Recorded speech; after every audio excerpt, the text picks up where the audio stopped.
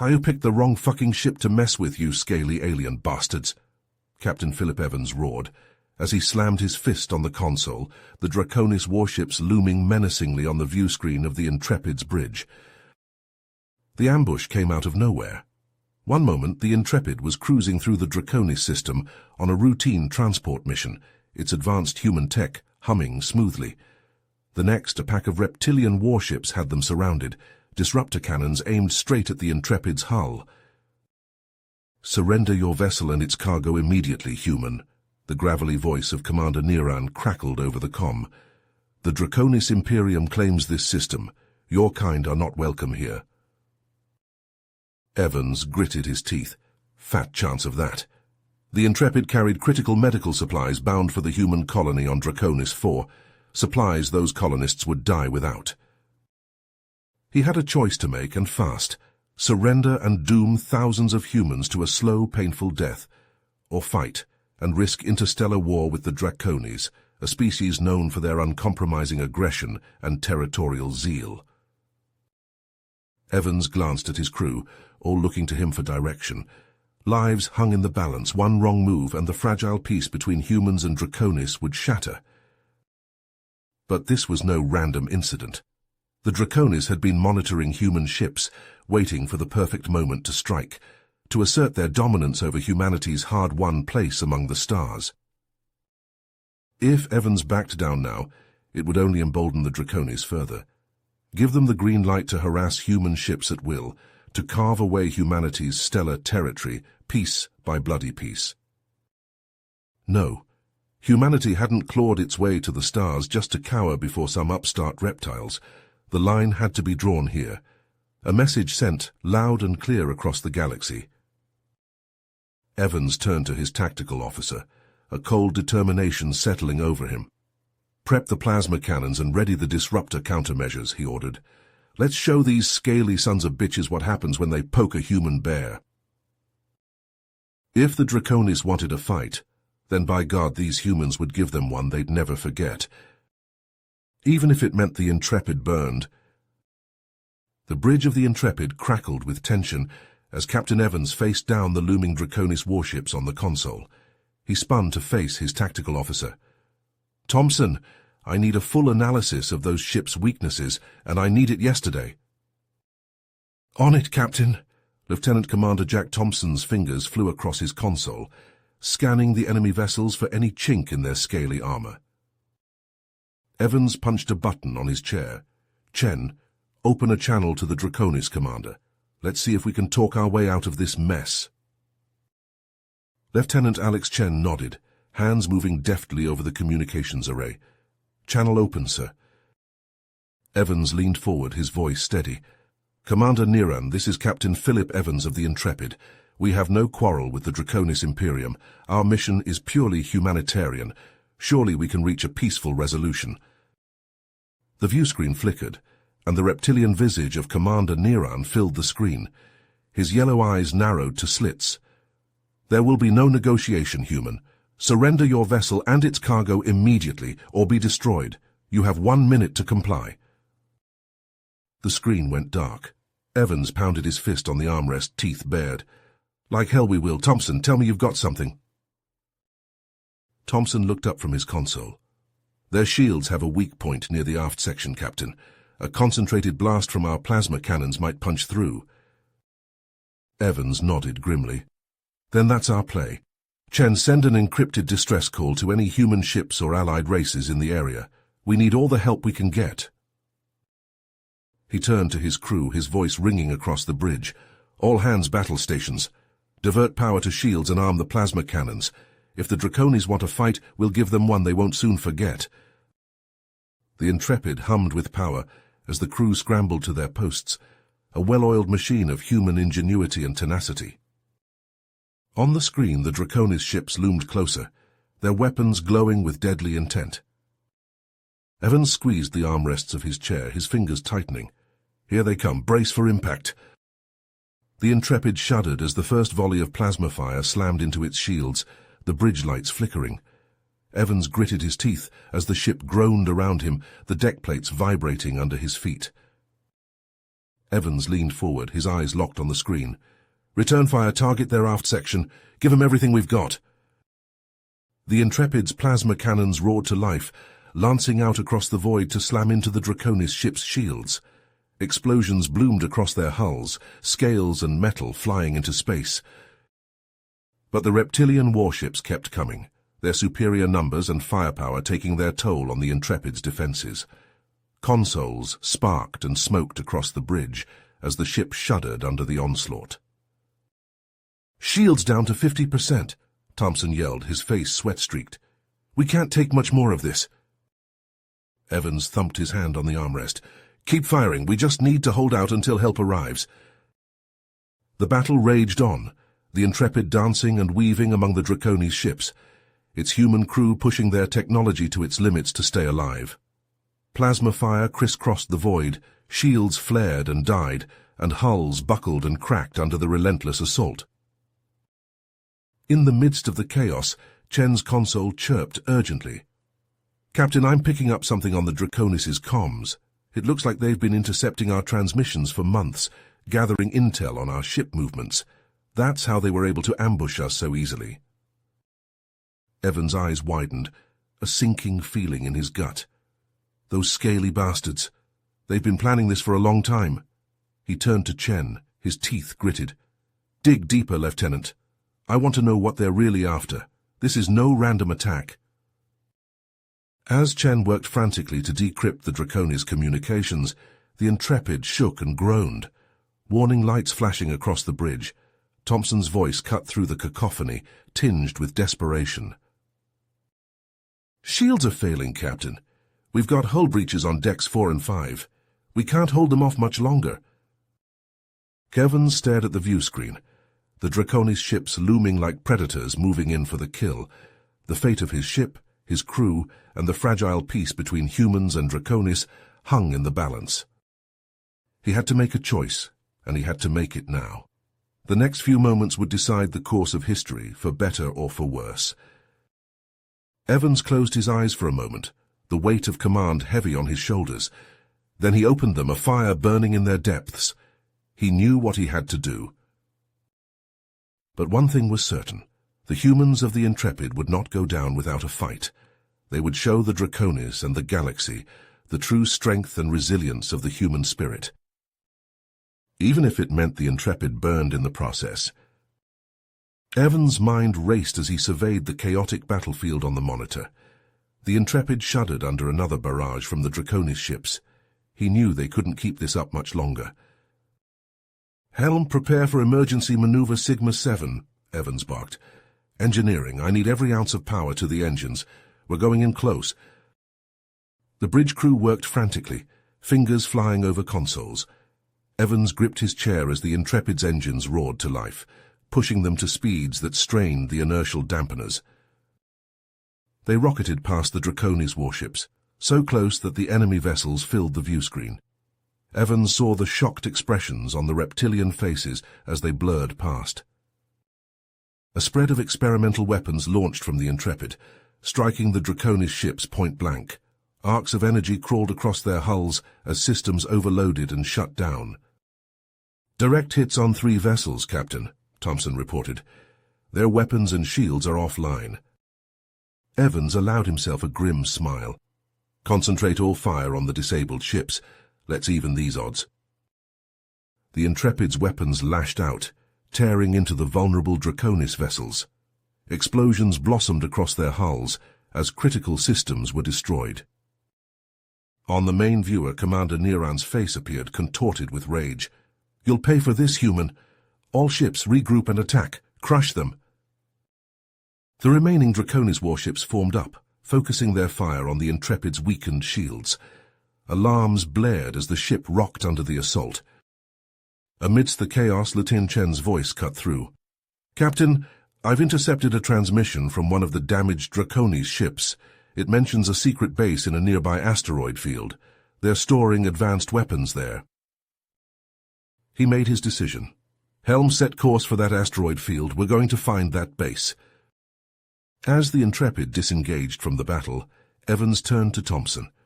Assemble a strike team. You're going in to gather intel while we keep the Draconis busy. Minutes later, Thompson and his team launched in a stealth shuttle weaving through the asteroid field. They located the hidden base, a sprawling facility carved into a massive asteroid. "We're in, Captain," Thompson's voice crackled over the comm. "This place is huge. It's not just a weapons cache. They're researching some kind of new propulsion tech here." Inside the base, Thompson and his team moved swiftly, downloading data and planting charges. Suddenly alarms blared. Draconis guards swarmed in, forcing the humans to take cover behind equipment consoles. Back on the Intrepid, Evans faced a terrible choice. His ship was taking a beating from the regrouped Draconis forces. Rescue seemed impossible. Then, like an answer to prayer, new contacts appeared on the sensors. A fleet of human and allied ships dropped out of warp, joining the battle. As the tide turned, Evans received Thompson's desperate transmission. He had to decide, press the attack or risk everything to save his people. Evans took a deep breath, knowing his next order could change the course of the war.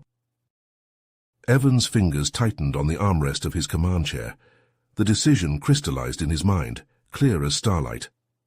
"Lieutenant Chen, contact the Allied fleet. Tell them to continue engaging the Draconis warships. We're going after our people." "Aye, Captain," Chen replied, his hands flying over the communications console. Evans stood, his voice ringing across the bridge. "I need volunteers for a strike team. We're going into that base to get Thompson and his squad out." Minutes later, Evans and his team sprinted through the corridors of the Intrepid, their boots clanging on the metal deck plates. They reached the shuttle bay, where a heavily armed craft waited, primed for action. As the shuttle blasted out of the bay, Evans got his first real look at the battlefield. The void of space was alive with streaking plasma fire and explosions as the human fleet engaged the Draconis ships. The Intrepid's guns blazed, scoring hits on a Draconis cruiser. "Entering the asteroid field now, Captain," Ramirez called from the pilot's seat.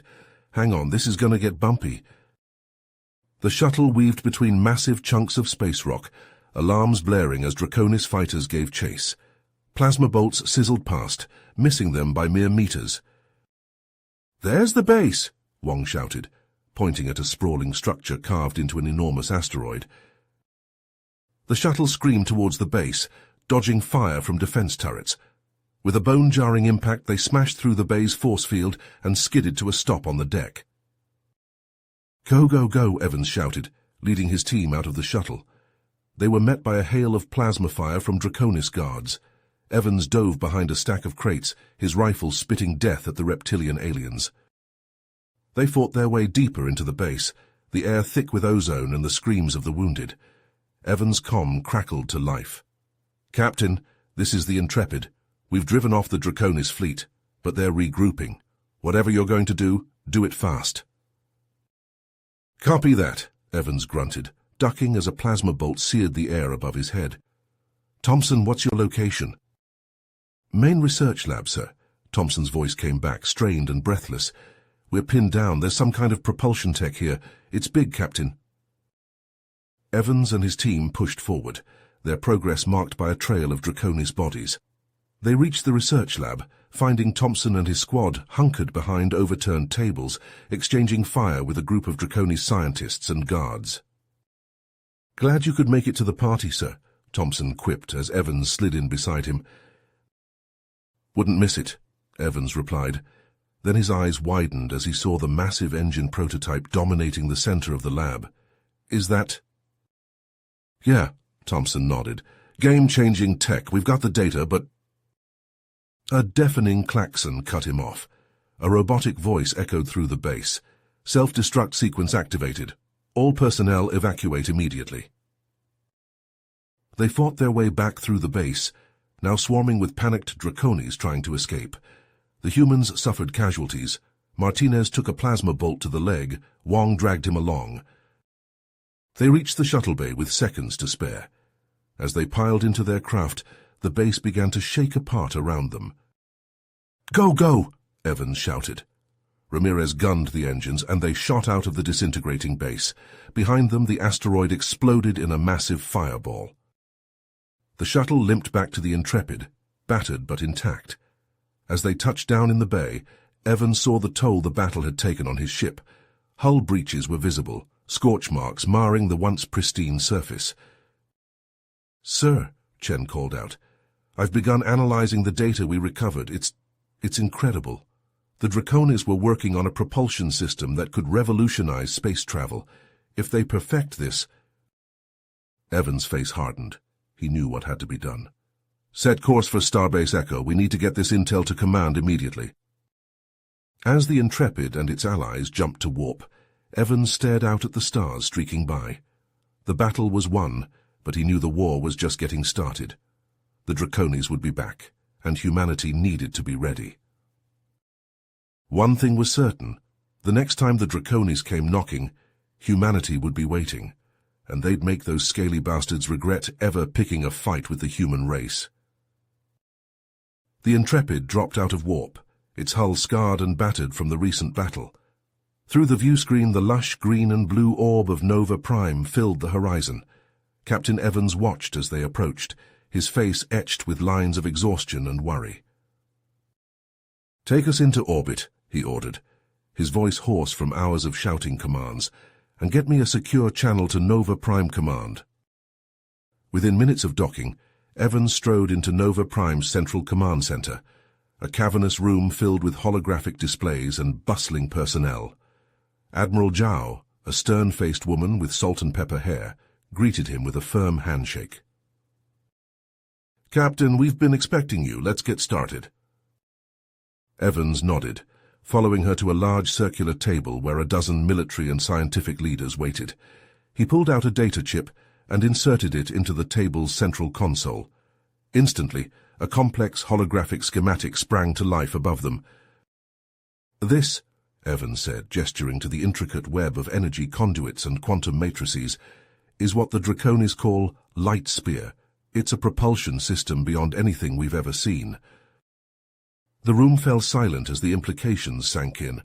A balding scientist leaned forward, his eyes wide. "The energy output, it's off the charts. If they perfect this, they'll be able to strike anywhere in the galaxy at will," Evans finished grimly. "Our colonies, our trade routes, nothing would be safe." Admiral Zhao's face hardened. "Options, people, I want them now." For hours they debated strategies. Evans watched as plans were proposed and discarded, the tension in the room mounting with each passing minute. Finally, a consensus emerged. "A two-pronged approach," Zhao announced. "We sabotage their research while developing our own version of the technology. Captain Evans, I want your best people on this." Evans nodded. "Platoon Commander Thompson will lead the strike team. He's already proven himself in the field." As the meeting adjourned, Evans felt the weight of responsibility settling on his shoulders. He was about to return to the Intrepid when his comm unit chirped. A coded transmission, origin unknown. In his quarters aboard the Intrepid, Evans decrypted the message. His eyes widened as Commander Niran's reptilian face appeared on the screen. "Captain Evans," Niran hissed, his forked tongue flicking out, "I offer you a deal. Safe passage through our space in exchange for information." Evans' mind raced. Was this a trap or a genuine opportunity? He spent hours conferring with his senior staff, weighing the risks and potential rewards. "Oh, I can't trust him," Lieutenant Chen argued. "It's too dangerous." Evans rubbed his temples, feeling the beginnings of a headache. "Maybe, but if there's even a chance of getting more data on Lightspear, we have to take it." The decision made, Evans found himself days later on a small nondescript freighter, approaching the coordinates Niran had provided. A massive asteroid loomed before them, pockmarked with impact craters. "Shields up," Evans ordered. "Be ready for anything." A Draconis cruiser decloaked, its weapons trained on them. Evans felt sweat beading on his forehead as they were directed to a docking bay inside the asteroid. The airlock hissed open, and Evans stepped out, flanked by two armed guards. Commander Neran waited, his scaled skin gleaming under the harsh lights. Evans kept his face neutral. "Let's get down to business, shall we?" For the next hour they exchanged information. Evans' heart raced as he saw the detailed schematics Neran provided. This was beyond anything they'd recovered from the destroyed base. As they prepared to leave, Neran fixed Evans with an unblinking stare. "Remember, Captain, this changes nothing between our people. The next time we meet, it will be as enemies." Evans nodded grimly. "Understood." Back on Nova Prime, Evans uploaded the new data to the research team. As he watched the scientists pore over the schematics, he couldn't shake the feeling that they were in a race against time. In a nearby training facility, Lieutenant Commander Thompson led his strike team through another grueling simulation. They moved with practiced precision, disabling security systems and neutralizing holographic Draconis guards. "Again," Thompson barked as they finished. "We need to shave another 30 seconds off our time." As the team reset, Thompson caught Evans watching from an observation deck. Their eyes met, a silent understanding passing between them. The fate of humanity rested on their shoulders. Evans turned away, heading back to the command center. The pieces were in motion. Now all they could do was hope it would be enough. Captain Evans stood before the holographic display, his eyes fixed on the rotating model of the Draconis shipyard. He turned to Lieutenant Commander Thompson, who waited at attention. "This is it, Jack. We've got one shot at this. You know what's at stake." Thompson nodded, his face set. "We won't let you down, sir." The shuttle glided silently through space, the massive Draconis shipyard looming ahead. Thompson's earpiece crackled. 30 seconds to perimeter," the pilot's voice whispered. Thompson's heart raced as they slipped past the outer sensor grid. The shuttle touched down in a shadowy corner of the shipyard's vast landing bay. As the hatch hissed open, Thompson raised his fist, signaling his team forward. They moved swiftly through the alien corridors, their footsteps muffled by sound-dampening tech. At the first junction, they encountered a Draconis patrol. Thompson raised his hand, halting his squad.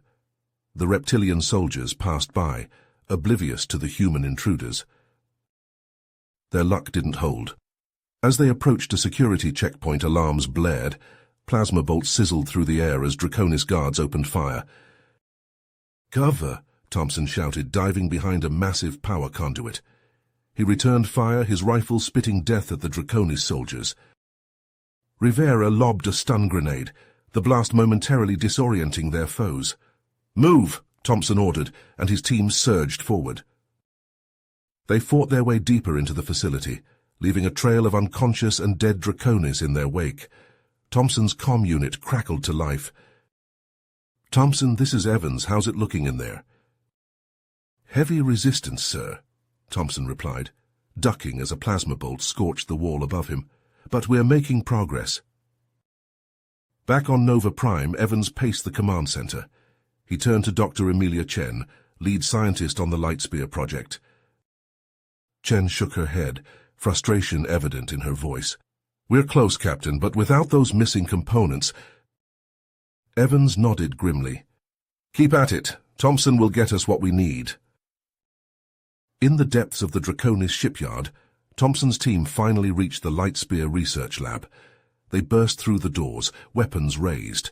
Draconis scientists scattered, some reaching for weapons. "Secure the room," Thompson ordered. His team moved with precision, subduing the Draconis researchers. Zhang rushed to a central console, plugging in a data drive. "Downloading now, sir. This is it. The complete Lightspear schematics." "We're cut off," Kowalski shouted, returning fire. Thompson made a split-second decision. "Rivera, Zhang, get that data and any prototypes you can carry. The rest of us will cover your escape." What followed was a brutal firefight. Thompson and half his team held their position, buying time as Rivera and Zhang secured their precious cargo. Plasma bolts filled the air, the acrid smell of ozone mixing with the coppery scent of blood. "We've got it," Rivera's voice came over the comm. "Heading for extraction point now." Thompson nodded to his remaining team. Fall back, leapfrog pattern, go! They fought their way back through the shipyard, each step bought with blood and courage. Thompson's heart pounded as they finally reached their shuttle. As they lifted off, Draconis warships closed in. "Hang on!" the pilot shouted. The shuttle lurched as it executed a series of wild evasive maneuvers. Thompson felt the familiar disorientation of a jump drive engaging, and suddenly they were in open space, safe. Hours later, Thompson stood before Evans on Nova Prime, his uniform still singed from battle. "Mission accomplished, sir," he reported, handing over the data drive. Evans nodded, pride and relief evident in his eyes. "Well done, Commander. Get yourself to medical. You've earned some rest." As Thompson left, Evans' comm unit beeped. Commander Niran's reptilian face appeared on the screen, his eyes blazing with fury. Evans leaned in, his voice cold. "You started this, Niran. We're just evening the odds, and if you want a fight, you'll get one." As the transmission cut off, Evans turned to his staff. "Prepare for—" Captain Evans strode into the bustling research lab, his boots clicking on the polished floor. Scientists and engineers hunched over workstations, their faces illuminated by holographic displays. The air hummed with the buzz of equipment and urgent conversations. Dr. Chen looked up from her console, dark circles under her eyes. "Captain, we've made progress." Evans leaned in, examining the intricate schematics floating before them. "Show me." Chen's fingers danced across the controls, zooming in on a complex array of quantum matrices. "We've cracked the basic principles of the Lightspear drive. It's incredible. The way it manipulates subspace is unlike anything we've seen before." For weeks, the lab became Evans' second home. He watched as prototypes failed, sparks flew and tempers flared. But with each setback, the team pushed harder. Finally, on a quiet Tuesday morning, it happened. Evans stood in the observation room as the test chamber hummed to life. A small probe, no bigger than a shuttle, sat in the center.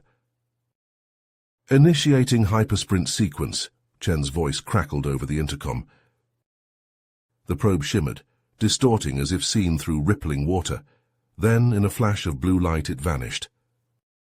Cheers erupted in the control room. Evans allowed himself a small smile. Where did it go? Chen's eyes sparkled. "To the edge of the system and back, sir, in less than a minute." Evans wasted no time. Within days, work crews swarmed over the Intrepid and a select group of Nova Prime's most advanced warships. The hypersprint drive hummed as it was integrated into their systems. In his quarters aboard the Intrepid, Evans pored over intelligence reports. His blood ran cold as he decrypted Niran's latest transmission. "Full assault on Nova Prime. We will crush their defenses and seize the Lightspear data. Prepare the fleet." Evans banged his hand on the desk. He opened a comm channel to Admiral Zhao. "Admiral, we're out of time. The Draconis are coming." Tersu's face hardened. "Your orders, Captain." "This is Captain Evans. The Draconis think they can crush us, but we've got a surprise for them. Today we show them what humanity is made of. Engage hypersprint on my mark." "All ships open fire," Evans barked. The space around the shipyard erupted in a hellstorm of energy weapons and missiles.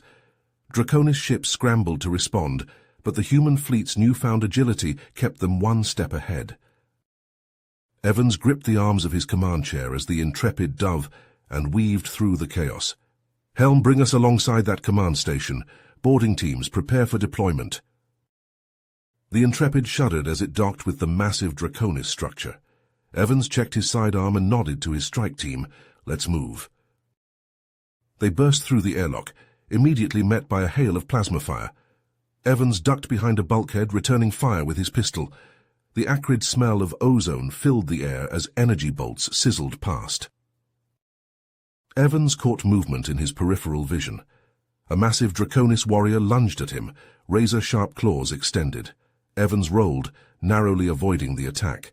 He came up firing, his shots finding gaps in the alien's armor. The team fought their way through twisting corridors, leaving a trail of unconscious and dead Draconis in their wake. Finally, they reached the central control room. Evans kicked in the door, his weapon raised. "Nobody move!" The Draconis technicians froze, their scaled hands hovering over consoles. Evans' team quickly secured the room. "Get me into their systems," Evans ordered. His tech specialist went to work, fingers flying over alien controls. "Sir, I'm in. We have full access to shipyard operations." Evans allowed himself a grim smile. "Shut down their defenses, and download everything you can about Lightspear."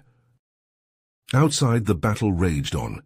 Human ships, empowered by their new drives, danced through the Draconis formations. Unfinished enemy vessels in dry dock exploded under concentrated fire. Evans' comm crackled. "Captain, we've intercepted a transmission from Commander Niran.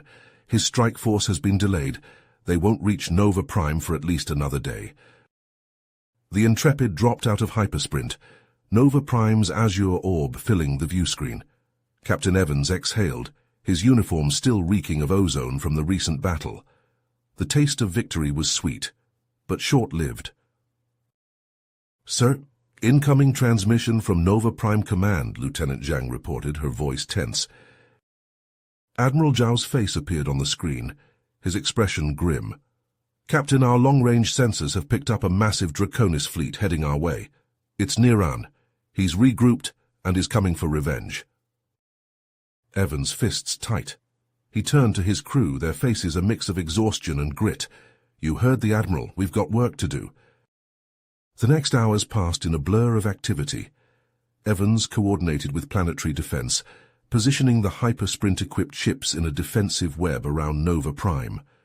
On the ground, missile batteries and energy cannons whirred to life, their targeting systems syncing with the orbital defense grid.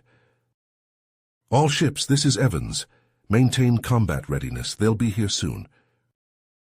The words had barely left his mouth when space itself seemed to tear open. Hundreds of Draconis warships poured through the rift, their scaled hulls gleaming in the light of Nova Prime's sun. "All ships, engage," Evans barked. The Intrepid surged forward, its hypersprint drive flaring to life. They zipped past a massive Draconis cruiser, pulse cannons blazing. The enemy ship's hull buckled under the assault, atmosphere venting into space. Evans gripped his chair as the Intrepid pulled a tight turn, narrowly avoiding a barrage of plasma torpedoes. "Helm, keep us moving. Don't let them get a lock." For a time, the human fleet's superior maneuverability kept them ahead. The space around Nova Prime lit up with weapons fire, destroyed ships from both sides, adding to the deadly debris field. But the tide began to turn. Draconis ships adapted, their formations tightening to cover each other's blind spots. A nearby human destroyer exploded, rocked by concentrated fire from 3 enemy cruisers. Evans watched the tactical display, his heart sinking as more and more human ships winked out of existence. He knew they couldn't keep this up much longer. "Sir, we've identified Niran's flagship," Zhang reported. "It's that behemoth at the center of their formation." Evans studied the massive vessel, easily twice the size of the Intrepid. A crazy idea formed in his mind. "Helm, plot a course straight for that flagship. Weapons, ready every experimental munition we've got. We're going to hit them with everything." The Intrepid rocketed forward, weaving through a storm of enemy fire. Alarms blared as shots found their mark, shields failing and hull plating buckling. "Now!" Evans shouted. The Intrepid unleashed a furious barrage. Prototype quantum torpedoes and phased plasma beams slammed into Niran's flagship. Explosions rippled across its hull, and for a moment, Evans feared they'd destroyed the ship entirely. But as the smoke cleared, he saw they'd succeeded in crippling it. The giant vessel listed in space, its weapons going dark. "Boarding teams with me," Evans ordered, grabbing his pulse rifle. "We're going to end this." They fought their way through the corridors of Niran's ship, the air thick with smoke and the screams of the wounded. Evans ducked under a swipe from a Draconis warrior, bringing his rifle butt up into the alien's jaw with a sickening crunch. Finally, they reached the bridge. The doors hissed open, revealing Niran himself. The Draconis commander towered over Evans, his scales rippling with barely contained rage. You dare invade my ship, human? Niran snarled, drawing a wicked-looking blade. Evans raised his rifle, but Niran was too fast. A scaled hand knocked the weapon away, sending it clattering across the deck. Evans barely had time to duck as Niran's blade whistled through the air where his head had been a moment before. The two leaders traded blows, a desperate dance of survival. Evans' world narrowed to the flash of Niran's blade and the thundering of his own heart. He felt his strength flagging, each movement becoming more labored. In a last desperate move, Evans feinted left, then dove right. He slammed into Niran's legs, toppling the much larger alien. They grappled on the ground, Evans straining against Niran's superior strength. His hand closed around the grip of his fallen rifle. With a yell of effort, Evans brought the weapon up, smashing it into Niran's head once, twice, 3 times. The Draconis commander went limp. Panting, Evans staggered to his feet. He limped to the ship's communications array, broadcasting on all frequencies. This is Captain Philip Evans of the Human Defense Force.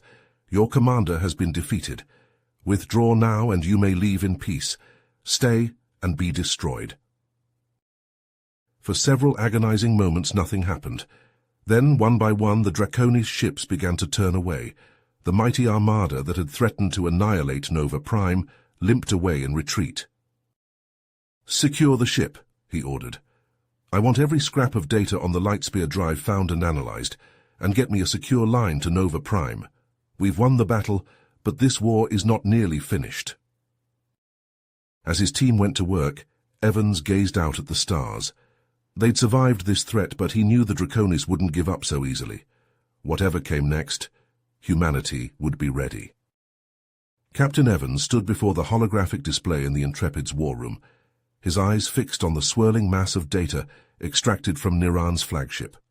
Strings of alien code scrolled past, gradually decrypted by the ship's AI. Admiral Zhao's hologram flickered. A secret Lightspear facility? This could be the break we need. Evans nodded, his teeth gritted. "We hit them there. We cripple their entire propulsion program. I want to lead a strike team myself." Zhao's eyebrows furrowed. "It's a huge risk, Philip. We can't afford to lose you." Tense silence filled the room. Finally, Zhao nodded. "Very well, you have full authorization. Don't make me regret this, Captain." Evans wasted no time. He pored over personnel files, selecting only the most skilled operatives.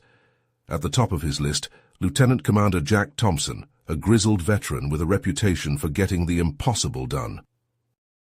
In the following weeks, Evans drilled his team relentlessly. They trained in simulated Draconis environments, mastering new stealth tech reverse-engineered from the captured ship. Muscles ached and tempers flared, but Evans pushed them harder. "Again," he barked as Thompson's squad fumbled a breach exercise. "The Draconis won't give you a second chance, neither will I." Finally, the day of the operation arrived. Evans stood in the hangar bay, surrounded by his hand-picked team. The air hummed with nervous energy as they boarded their hyper-sprint-equipped vessels. "All ships prepare for jump," Evans commanded, strapping himself into the pilot's seat. "On my mark, now." The flotilla surged forward, stars blurring into streaks of light. They dropped out of hypersprint on the fringes of the Zeta Draconis system, a treacherous field of asteroids looming before them. "Evasive maneuvers," Evans ordered, his hands dancing across the controls. "Stay sharp, their patrols could be anywhere." They weaved through the asteroid field, narrowly avoiding collisions. A Draconis patrol ship appeared on their scanners, forcing them to power down and drift silently past. After what felt like hours, they reached their target, a barren, pockmarked moon. Scans revealed the massive underground complex hidden beneath its cratered surface. "Deploy the stealth drones," Evans whispered into his comm.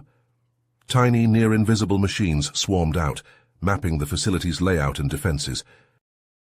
As night fell on the moon's surface, Thompson's squad prepared for insertion. Evans watched as they rappelled down to the facility's outer perimeter, their stealth suits rendering them almost invisible. The next few minutes were a blur of silent efficiency. Thompson's team dispatched the Draconis guards with ruthless precision, their weapons emitting only the faintest whisper. "Perimeter secure," Thompson's voice crackled over the comm. "You're clear to land, Captain." Evans and the main strike force touched down, quickly securing key access points. They fought their way deeper into the facility, encountering increasingly fierce resistance. Plasma bolts sizzled past Evans' head as he took cover behind a twisted piece of metal. Ahead, a group of Draconis guards held their position, their scaled faces contorted in snarls of defiance. "Thompson, flank left," Evans shouted. "Chen, suppressing fire." The humans advanced, their coordinated assault slowly overwhelming the Draconis defenders. But the cost was high. Evans watched as good men and women fell, their bodies crumpling under alien fire. Finally, they breached the central lab complex. Evans' blood ran cold at the sight before him. Fully functional Lightspear drive prototypes hummed on test beds, while holographic displays showed designs for a new class of Draconis warships. "Rig it all," Evans ordered, his voice hoarse. "Every last bit. We're blowing this place to hell." As his team set the charges, alarms began to blare throughout the facility. Evans' comm crackled with frantic reports of a massive Draconis counterattack force converging on their position. "Sir, we're cut off," Thompson yelled, his face streaked with blood and grime. "No way out." Evans looked around at his battered team, the weight of command heavy on his shoulders. He knew what had to be done. "Listen up," he said, his voice steady. "Our job isn't finished. Those charges have to blow, despite the toll. We hold this position until the very end, for Earth, for all of humanity." His soldiers nodded, their faces grim but resolute. As the sound of approaching Draconis forces grew louder, Evans checked his weapon one last time. "All right, people," he said, taking up a defensive position. "Let's show these lizards what humans are made of." The first wave of Draconis warriors burst through the lab's entrance, and the air erupted in a storm of weapons fire. Evans and his team fought with desperate fury, knowing that every second they bought increased the chances of their mission's success. As the battle raged on, Evans glanced at the countdown timer on his wrist display. The fate of humanity hung in the balance, measured in the steady ticking of those numbers. He gritted his teeth and fired again, prepared to sell his life dearly for the future of his species. Captain Evans' heart pounded as he surveyed the chaos unfolding around him. The central lab, once pristine and filled with cutting-edge technology, now resembled a war zone. Shattered equipment littered the floor, sparks flew from damaged consoles, and the acrid smell of weapons fire filled the air. "Thompson!" Evans shouted over the din of battle. "Take your team and secure those prototypes. We can't let the Draconis get their claws on them." Lieutenant Commander Jack Thompson nodded, his face streaked with sweat and grime. He gestured to a handful of soldiers, and they moved swiftly towards the secure storage area where the Lightspear prototypes were housed. The humans worked frantically, overturning tables and dragging heavy equipment into defensive positions. Private Chen welded loose metal plates together to form a makeshift barricade, while Corporal Rodriguez rigged the lab's automated systems to create a kill zone at the main entrance. The first wave of Draconis soldiers hit them like a tidal wave. Plasma bolts sizzled through the air, leaving scorch marks on walls and equipment. Evans ducked behind a console, returning fire with his pulse rifle, the weapon's steady thrum mixed with the screams of the wounded and dying. "Sir," a voice crackled over Evans' comm, "detonation sequence initiated. We have 15 minutes. Evans swore under his breath. He'd hoped for more time, but the relentless Draconis assault left him no choice. "Acknowledged. All units prepare for fighting retreat. We buy time for those charges to blow." Thompson's team returned, their arms laden with prototype components. "We got what we could, Captain," Thompson reported, his voice ragged. "But there's a whole army between us and the exit." Evans nodded grimly. "Then we make our own exit. Rodriguez, rig some of those components to blow. We're going to punch a hole through their lines." As Rodriguez worked, Evans and the others held their position. The air grew thick with smoke and the screams of the dying. A young private stumbled, a smoking hole in his chest where a plasma bolt had found its mark. Evans dragged him to cover, but the soldier's eyes had already gone glassy and unfocused. Evans gave the order, "Fall back, move!" The improvised explosives detonated with a thunderous roar, blasting a jagged hole in the lab's wall. The strike team poured through, firing as they went. They found themselves in a twisting corridor, alarms blaring and emergency lights casting everything in a hellish red glow. "This way," Evans shouted, consulting a schematic on his wrist computer. "We need to get deeper into the facility." They fought their way through the complex, each step bought with blood and courage. Evans saw good men and women fall, their bodies left behind as the relentless march continued. His own uniform was singed and torn, a graze on his arm leaving a trail of blood down his hand. They reached a central junction, 4 corridors converging into a large open space. Evans checked his timer. Less than 2 minutes remained. He knew they could go no further. "This is it," he said, his voice hoarse. "We make our stand here." The surviving members of the strike team took up defensive positions. Evans found himself back-to-back with Thompson, both men's weapons nearly depleted. "It's been an honor, sir," Thompson said quietly. Evans nodded, unable to find words as the thunder of approaching Draconis forces grew louder. He thought of Earth, of all they were fighting for. It had to be enough. It had to be worth it. The Draconis burst into the junction from all sides, their scaled faces twisted in snarls of rage. Evans and his team opened fire, their weapons spitting defiance in the face of overwhelming odds. Plasma bolts filled the air, the smell of ozone and burning flesh overwhelming. Evans' rifle clicked empty. He drew his sidearm, knowing it would make little difference. Beside him, Thompson let out a war cry, hurling his last grenade into the Draconis ranks. Time seemed to slow. Evans locked eyes with Thompson, a lifetime of unspoken words passing between them in that final moment. Evans gave a solemn nod, accepting their fate. The world went white. A roar beyond anything Evans had ever experienced tore through the facility. Heat and pressure slammed into him, and he felt the floor give way beneath his feet. As consciousness faded, his last thought was of home, and the hope that their sacrifice would make a difference. Miles above, aboard the orbiting Intrepid, the crew watched in stunned silence as a massive explosion tore across the moon's surface. Where the Lightspear facility had stood, only a smoking crater remained. Commander Jang gripped the edge of a console, her nucleus tightening. "Captain Evans," she whispered, her voice barely audible. "What have you done?" The bridge crew stood motionless, the weight of their comrades' sacrifice settling heavily upon them. They had known the risks, known the stakes, but the reality of it struck them like a physical blow. "Orders, sir?" the helmsman asked, breaking the silence. Jang straightened, pushing her grief aside. There would be time to mourn later. For now they had a war to win, and Evans had just bought them the chance to do it. "Set course for Earth," she said, her voice steady. "We have work to do." As the Intrepid's engines flared to life, Jang gazed at the scarred surface of the moon below. The Draconis Lightspear advantage was gone, but at a terrible cost. She silently vowed that Evans' sacrifice would not be in vain.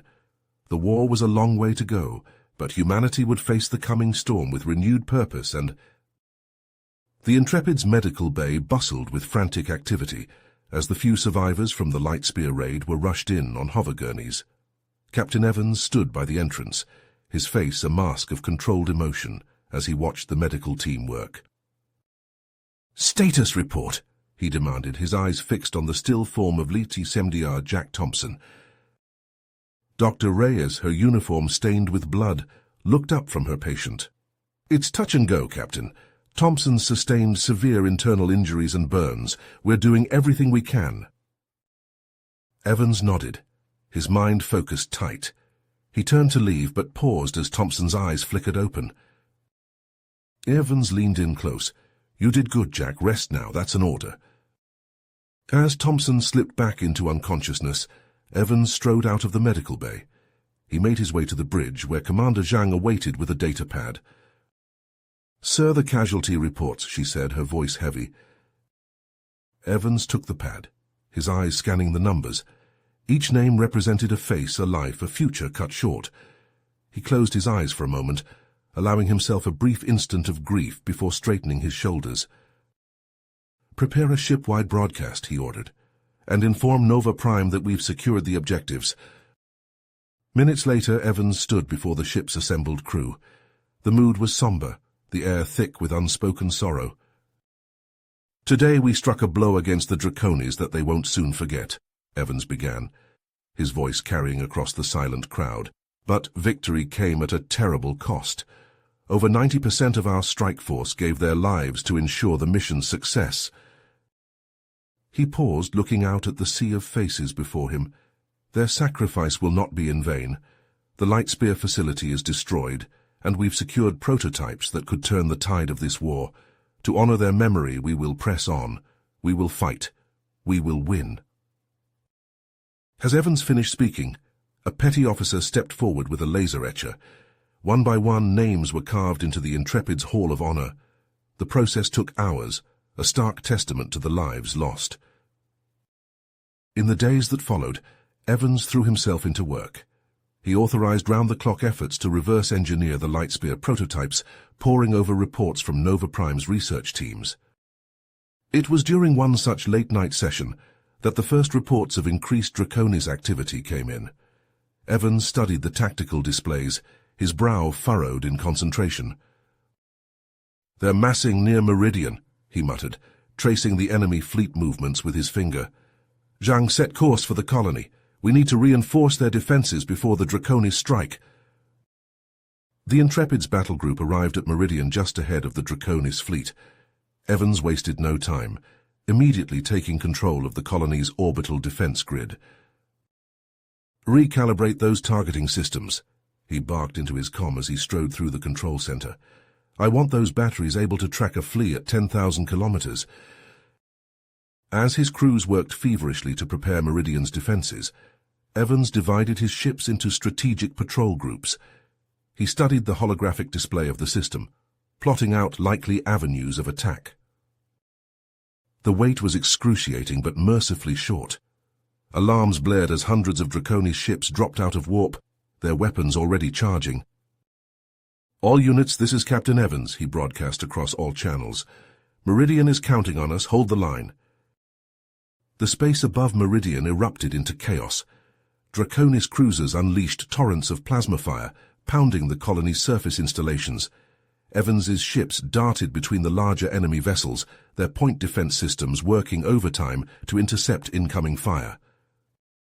On the planet's surface, colonial militia fought desperately against waves of Draconis dropships. Evans coordinated from orbit, redirecting fire support where it was needed most. "Wolfpack Alpha, swing around to Sector 7, he ordered, his voice steady despite the din of battle. "Those civilians need cover for evacuation." Hour after grueling hour, the battle raged on. Evans watched as good ships and brave crews were lost, but still they held. The Draconis pressed their attack relentlessly, seeming to have an endless supply of ships and troops.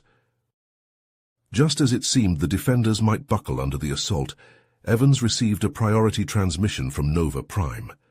He listened intently, his eyes widening at the news. "All units," he broadcast, a hint of hope in his voice. "Reinforcements are on the way, including something special. Hold fast, people. We just need to last a little longer." With renewed vigor, Evans threw himself back into the fight. The fate of Meridian hung in the balance, and he was determined to see it through. Captain Evans' eyes darted across the tactical display, assessing the chaos unfolding before him. The urgent hail from Nova Prime crackled through the comm system, cutting through the din of battle alarms. "Captain, reinforcements inbound. ETA 3 hours, prototype Lightspear vessel among them. Hold the line." "Acknowledged, Nova Prime," he responded, his voice steady despite the turmoil in his gut. "We'll be here." He turned to his XO, Commander Zhang. "Status on our fighter wings?" Zhang's fingers flew across her console. "Cap Alpha through Delta are combat ready, sir. Echo and Foxtrot are at 60% strength. Evans nodded, a plan forming. Prep all wings for immediate launch. We're going to punch a hole through their lines. Chang's eyes widened. Sir, with all due respect. Kurt's our only shot, Commander. Evans cut her off. We need to open a corridor for those reinforcements. He keyed the ship-wide comm. All hands, this is the captain. Prepare for full frontal assault. Gunners, I want every missile tube loaded and every railgun charged. We hit them with everything we've got. The Intrepid shuddered as its engines roared to life. Evans gripped the arms of his command chair, watching as the massive ship accelerated towards the Draconis battle line. The Intrepid's first salvo erupted from its banks of missile tubes, a wall of destructive force hurtling towards the enemy. Railguns followed, their hypervelocity rounds punching through Draconis shields and armor alike. A dozen enemy warships crumpled under the assault, leaving a gap in their formation. Evans seized the opportunity. Evans gritted his teeth as Draconis return fire slammed into the Intrepid. Warning klaxons blared as shield strength dropped precipitously. Helm, keep us moving. Don't give them a stationary target.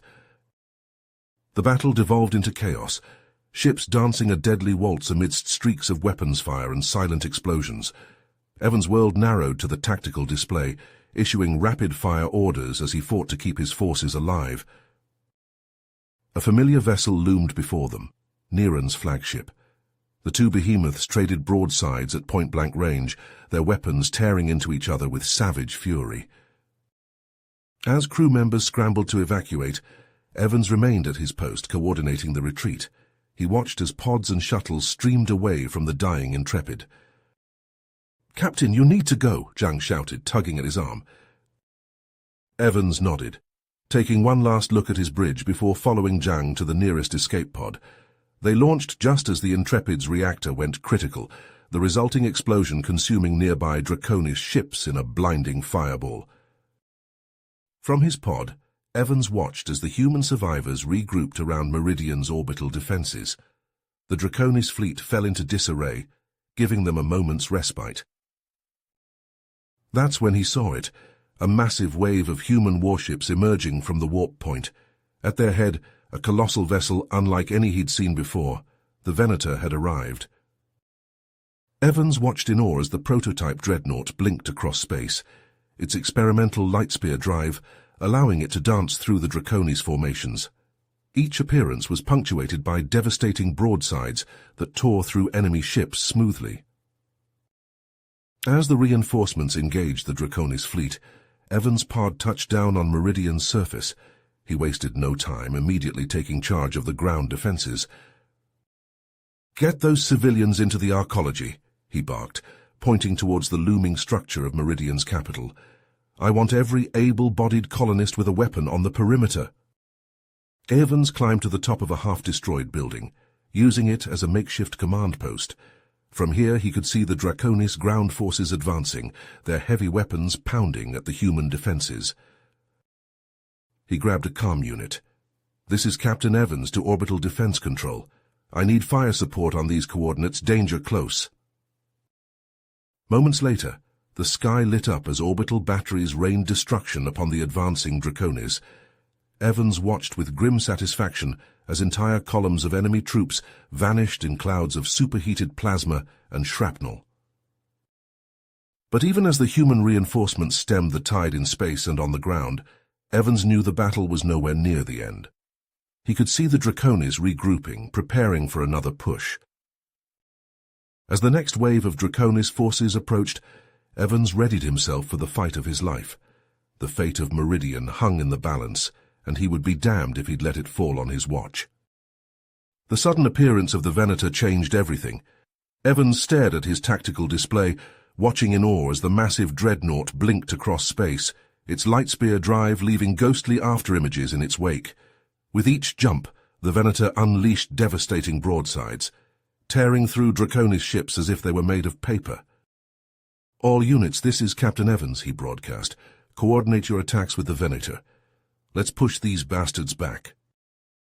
The human fleet surged forward, emboldened by their new flagship. Evans directed his remaining fighters to strafe Draconis ground positions, their missiles screaming towards alien fortifications. The impacts shook the earth, sending plumes of debris into the air. On the surface, colonial marines cheered as they saw the tide turning. Private Rodriguez hefted his railgun, taking aim at an approaching Draconis mech. "Eat this, you overgrown lizard!" he shouted, the weapon's electromagnetic coils propelling a hypersonic round through the mech's armor. But the Draconis weren't done yet. Evans watched in horror as Niren's fleet regrouped, focusing all their firepower on the Venator. Streams of plasma lanced out, hammering against the dreadnought's shields. "Venator, this is Evans. Pull back. You're taking too much fire." Evans gritted his teeth as he watched the Venator's shield strength dropping rapidly. Alarms blared across the command center as reports flooded in of hull breaches and vented compartments aboard the flagship. "Damn it, Singh, get out of there!" Evans shouted, but it was too late. The Venator's engines flared to life one last time, the massive ship charging straight into the heart of the Draconis fleet. Evans watched, transfixed, as the dreadnought executed a series of impossibly tight jumps, appearing and disappearing in rapid succession. With each re-entry, its guns blazed, tearing apart Draconis ships at point-blank range. Then, in a final blinding flash, the Venator exploded. The shockwave rippled through space, consuming dozens of enemy vessels in its wake. For a moment, silence fell over the battlefield. Then, with a roar of fury, the Draconis surged forward. Without the Venator to spearhead their assault, the human forces found themselves on the back foot once again. Evans sprinted through the corridors of the Arcology's command center, barking orders into his comm unit. "All units, fall back to defensive positions. We need to buy time for the civilians to evacuate." He burst onto a balcony overlooking the city below. Draconis dropships were landing in the streets, disgorging waves of troops and mechs, the air filled with the staccato rhythm of gunfire and the screech of energy weapons. A dozen pilots responded immediately. Evans climbed into the cockpit of a battered Hellcat fighter, his hands flying over the controls. "Follow my lead," he ordered, rocketing into the sky. The squadron dove through a hail of anti-aircraft fire, their payload of high-yield bombs streaking towards Draconis positions. Explosions blossomed across the ground, carving a path through the alien forces. "IVAC shuttles, you have your window. Go, go, go," Evans shouted. He watched as the lumbering transports lifted off, packed with terrified civilians. His sensors showed the last shuttle clearing the atmosphere just as his fighters' fuel reserves hit critical levels. Landing amid the ruins of the spaceport, Evans found himself cut off from the retreating forces. A handful of Marines rallied around him, their weapons at the ready. They took cover behind the wreckage of a downed shuttle, the sound of approaching Draconis troops growing louder. Evans peered over their makeshift barricade, watching as alien soldiers advanced through the smoke and debris. "Hold your fire," he whispered to his men. "Wait until you see the whites of their eyes." The Draconis drew closer, their scaled forms becoming visible through the haze. Evans tightened his grip on his weapon, ready for what might be his final battle. The last transport shuttle vanished into Meridian's atmosphere, leaving Captain Evans and his remaining soldiers to face the relentless Draconis onslaught. The bunker complex shook as alien heavy weapons pounded their position. Concrete dust rained down, coating Evans' sweat-streaked face. "Magazine!" he shouted, extending his hand. Private Chen slapped a fresh clip into his palm. Evans slammed it home, the familiar click drowned out by the cacophony of battle. Through a shattered window, Evans spotted the hulking forms of Draconis assault troops. Their armored battlesuits gleamed in the fires of destruction, shrugging off human small arms fire like raindrops. "Concentrating fire, left flank," Evans barked. His soldiers responded instantly, pouring a hail of bullets into the advancing aliens. A few Draconis stumbled, but the rest pushed forward inexorably. A deafening explosion rocked the bunker. Evans staggered, his ears ringing. Through the settling dust he saw a massive breach in their defenses. Draconis shock troops poured through the gap, their razor-sharp claws glinting in the dim light. He fired his rifle one-handed, covering his men's retreat. The weapon clicked empty. Without hesitation, Evans tossed it aside and drew his sidearm. The pistol felt woefully inadequate against the approaching juggernauts, but he had no choice. Evans fired repeatedly, each shot carefully placed. A Draconis warrior stumbled, neon green blood spraying from a wound in its neck. Another fell, its battle helmet shattered by a lucky hit. But there were too many. Evans felt a searing pain as alien claws raked across his back. He spun, driving his combat knife into the creature's eye. It shrieked, a sound that chilled him to the bone. More Draconis closed in. Evans lashed out with fists and feet, his close combat training kicking in. He felt bones crack under his blows, but for every alien he downed, 2 more took its place. A massive fist filled his vision. Pain exploded through Evans' skull as the blow connected. He crashed to the floor, his world spinning. The last thing he saw before darkness claimed him was the leering face of a Draconis warrior looming above. Evans awoke to the hum of alien engines. His head throbbed, and the taste of blood filled his mouth. He tried to move only to find himself bound in heavy shackles. Blinking away the fog of unconsciousness, he took in his surroundings. He was aboard a Draconis landing craft, surrounded by alien guards. Their scaled faces betrayed no emotion as they watched their human prisoner. Evans tested his bonds, but they held fast. Through a nearby viewport, he watched in horror as Meridian burned. Draconis dropships descended like locusts, disgorging more troops into the dying colony. Heavy ordnance rained down on the last pockets of human resistance, turning proud structures into rubble. The landing craft shuddered as it docked with a massive vessel. Evans recognized the distinctive profile of a Draconis dreadnought. Rough hands seized him, dragging him to his feet. He stumbled as the aliens marched him through winding corridors, his injuries protesting every step. They reached what could only be the ship's command deck. Evans was forced to his knees, the cold deck plating biting into his skin. He looked up, meeting the gaze of the sneering Draconis commander. "Tell me, Captain," the alien hissed, circling Evans like a shark. "How does it feel to have your pathetic forces crushed so utterly, to watch all you fought for crumble to ashes before the might of a superior Draconis armada?" Evans spat blood onto the pristine deck. "This is just a temporary setback, Niran. As long as humanity still breathes, we'll fight you every damn step." Niran's foot lashed out, catching Evans in the stomach. The human doubled over, gasping for air. The alien commander leaned in close, his fetid breath washing over Evans' face. "Save your bravado, human. Your feeble race is out of its depth against our technological supremacy." Niran's words dripped with contempt. "This conquest of Meridian is only the beginning. One by one, your colonies will fall to our fleets, and your species will be driven to the brink of extinction. We are the inheritors of this galaxy. Your kind was simply too backwards and feeble to inherit the stars." As the guards dragged him away, Evans caught one last glimpse of Meridian through the viewscreen. The once proud colony world was now a smouldering ruin, claimed by the Draconis in their relentless march across the stars. The harsh fluorescent lights of Proxima Station's medical bay stabbed at Evans' eyes as he regained consciousness. He blinked rapidly, his vision slowly coming into focus. The sterile smell of antiseptic filled his nostrils as he took his first deep breath in what felt like an eternity. Evans turned his head, wincing at the stiffness in his neck. Dr. Hawkins, the station's chief medical officer, stood beside his bed, reviewing a data pad. 3 weeks, Hawkins replied. "You were in pretty bad shape when they brought you in. Took some doing to put you back together." Evans attempted to sit up, but his muscles screamed in protest. Hawkins placed a firm hand on his shoulder, easing him back down.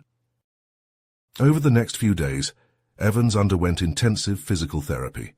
He pushed himself relentlessly, gritting his teeth through the pain as he relearned how to walk, how to hold a weapon, how to be a soldier again.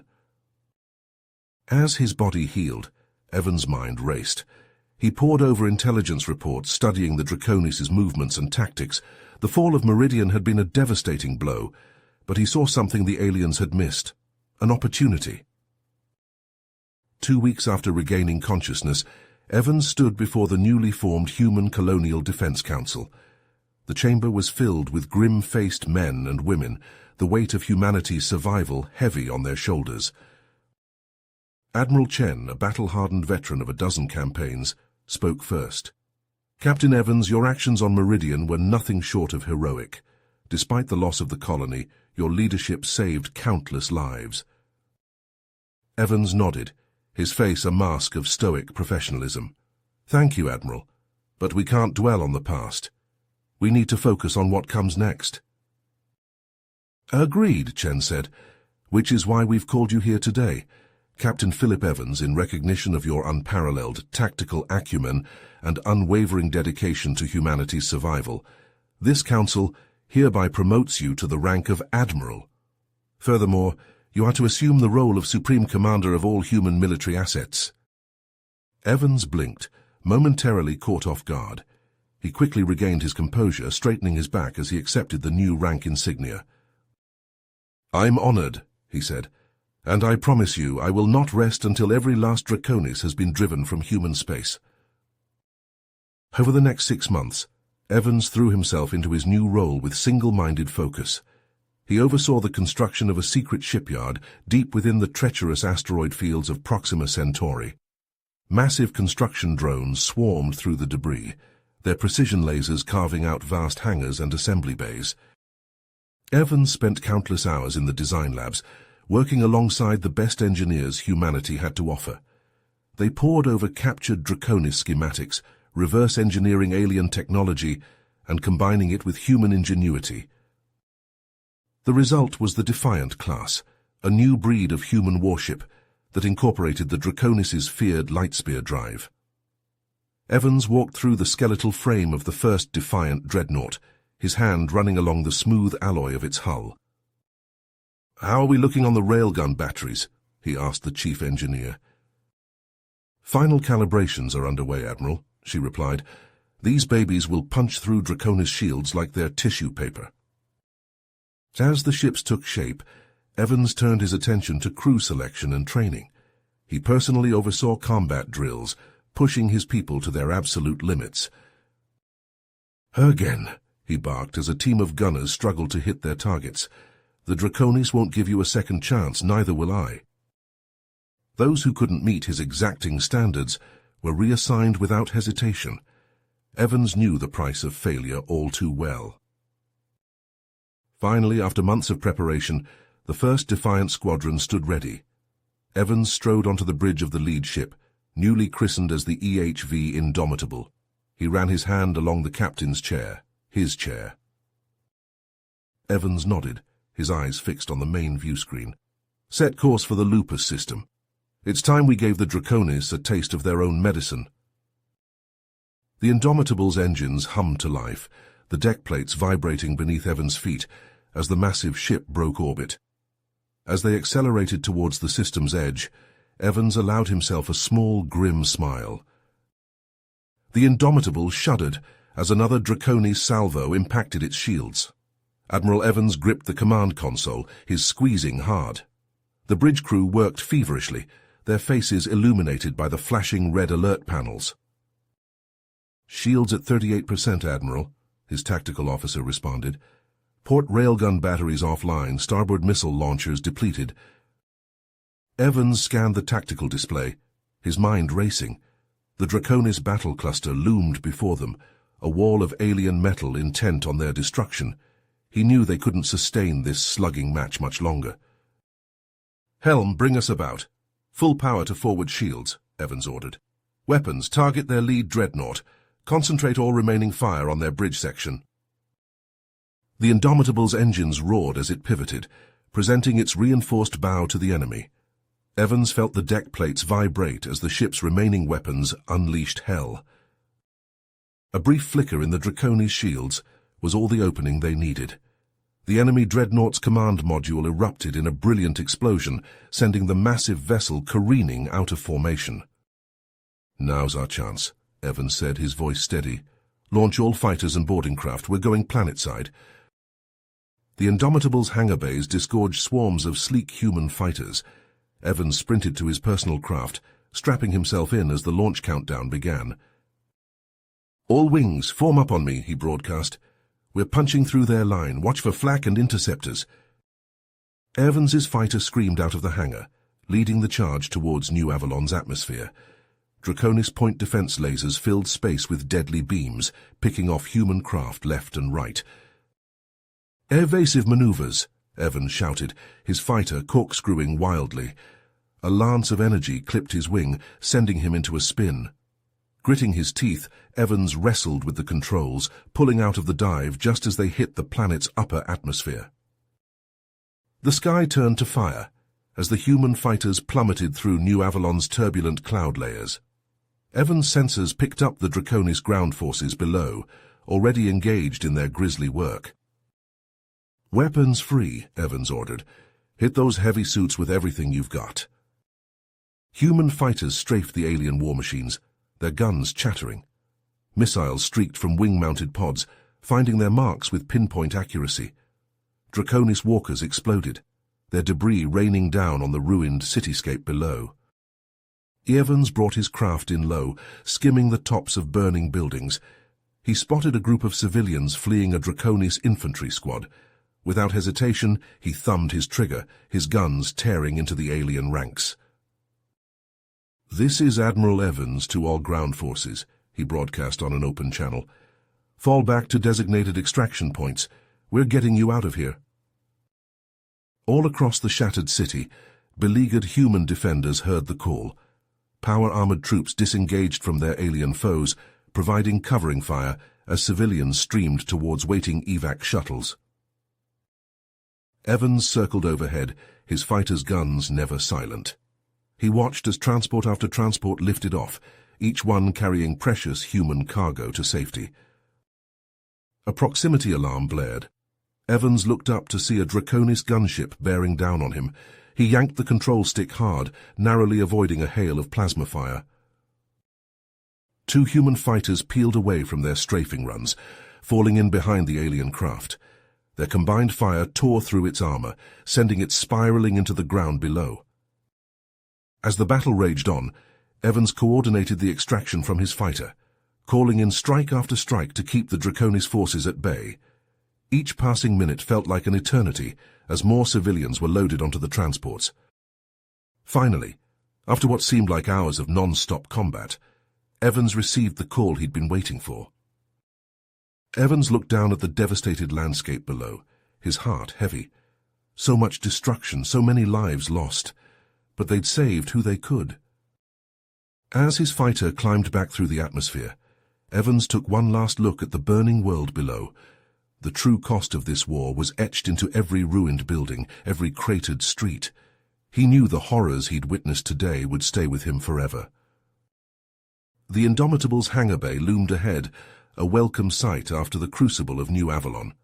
As Evans brought his battered fighter in for a landing, he allowed himself a moment of grim satisfaction. They'd bloodied the Draconis nose today, but the war was not nearly finished. Admiral Evans' eyes darted across the Indomitable's tactical displays, his mind racing as he processed the horrifying telemetry from Kraga Riktak. The antimatter reactors powering the Draconis capital pulsed with ominous energy, their containment fields fluctuating wildly. "Sir, we're detecting massive power surges in the city's reactor network," Lieutenant Reyes reported, her voice tight with tension. "Readings consistent with imminent detonation." Evans' fingers flew across his command console, opening a direct channel to Niran's flagship. "This is Admiral Philip Evans of the Earth Alliance. Niran, stand down immediately. You're about to slaughter millions of your own people." Static crackled across the comm channel. Evans waited, seconds ticking by like hours. Finally, a guttural voice responded, dripping with malice. "Your concern for Draconis lives is touching, human," Niran hissed. "But we will not allow our world to fall into your hands. Kraga Riktak burns, by our will alone." The transmission cut off abruptly. Evans smacked his head on the armrest, his face a mask of unshakable focus. "Weapons control, initiate emergency protocol Delta 9, he barked. Reprogram all remaining warheads for EMP payload. Target every reactor silo in the capital. We need precision strikes, people. The bridge erupted into frenzied activity. Tactical officers frantically input new targeting parameters, their fingers dancing across holographic interfaces. "Sir, first antimatter detonation detected," Reyes shouted. "Central arcology spire, it's gone." Evans watched in horror as a blinding flash engulfed the heart of Kraga Riktak. The massive arcology tower, once a gleaming testament to Draconis might, vanished in an instant. A shockwave of searing plasma expanded outward, vaporizing everything in its path. "Launch all ordnance now," Evans ordered, his voice cutting through the chaos. The Indomitable shuddered as its remaining missile batteries emptied in a single devastating salvo. Streams of hypervelocity projectiles screamed towards the planet's surface, their trajectories precisely calculated to intercept the remaining reactor silos. Evans leaned forward, his fingers tightening as he gripped the edge of his command station. Time seemed to slow as he watched the EMP warheads streak through Kraga Riktak's turbulent atmosphere. One by one, brilliant flashes of electromagnetic energy blossomed across the shattered cityscape. The hardened reactor silos, designed to withstand conventional assaults, proved vulnerable to the focused EMP strikes. Cascading system failures rippled through their control networks, forcing emergency shutdowns mere moments before catastrophic overload.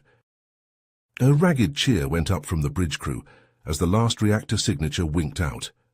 Evans allowed himself a brief moment of relief before the grim reality of their situation reasserted itself. "Damage report," he demanded, scanning the tactical overlay. "Multiple breaches on decks 3 through 7, the damage control officer reported. "We've lost portside railgun batteries and starboard missile launchers are offline, shields holding at 32% capacity." Evans nodded grimly, watching as Niran's dreadnoughts pressed their advantage. Lances of superheated plasma slammed into the Indomitable's weakened defenses, while antimatter warheads detonated perilously close to her hull. "Helm, evasive pattern theta," Evans ordered. "We need to maintain orbit and continue supporting our ground forces." As the massive ship struggled to maintain its position, Evans turned his attention to the surface battle. The comm channels crackled with frantic reports from the human divisions fighting their way through Kraga Riktak's ruins. "This is Firebase Charlie," a Marine sergeant's voice cut through the static. "We're pinned down on 12th Avenue, requesting immediate air support." "Negative, Charlie," Evans responded. "All air assets are engaged. Hold your position and wait for reinforcements." The Admiral's teeth gritted as he watched icons representing human units blink out across the tactical map. The brave men and women on the ground were paying a terrible price for every meter of territory gained. Hours crawled by as the brutal urban combat raged on. Evans coordinated multiple assault waves, throwing every available resource into the fight. Juggernaut mechs stomped through the rubble-choked streets, their massive railguns obliterating Draconis strongpoints. Human marksmen set up sniper nests in bombed-out buildings, picking off alien officers with cold precision. "Sir, we've got a problem," Reyes reported, her face pale. "Long-range sensors are picking up a massive energy buildup in Niran's fleet. They're preparing to launch some kind of viral payload." Evans' blood ran cold as he processed the implications. The Kraskara contagions, a weapon so vile even the Draconis had hesitated to use it until now. "All units, this is Admiral Evans," he broadcast on all frequencies. "Prepare for imminent biochemical attack. Initiate Protocol Omega immediately."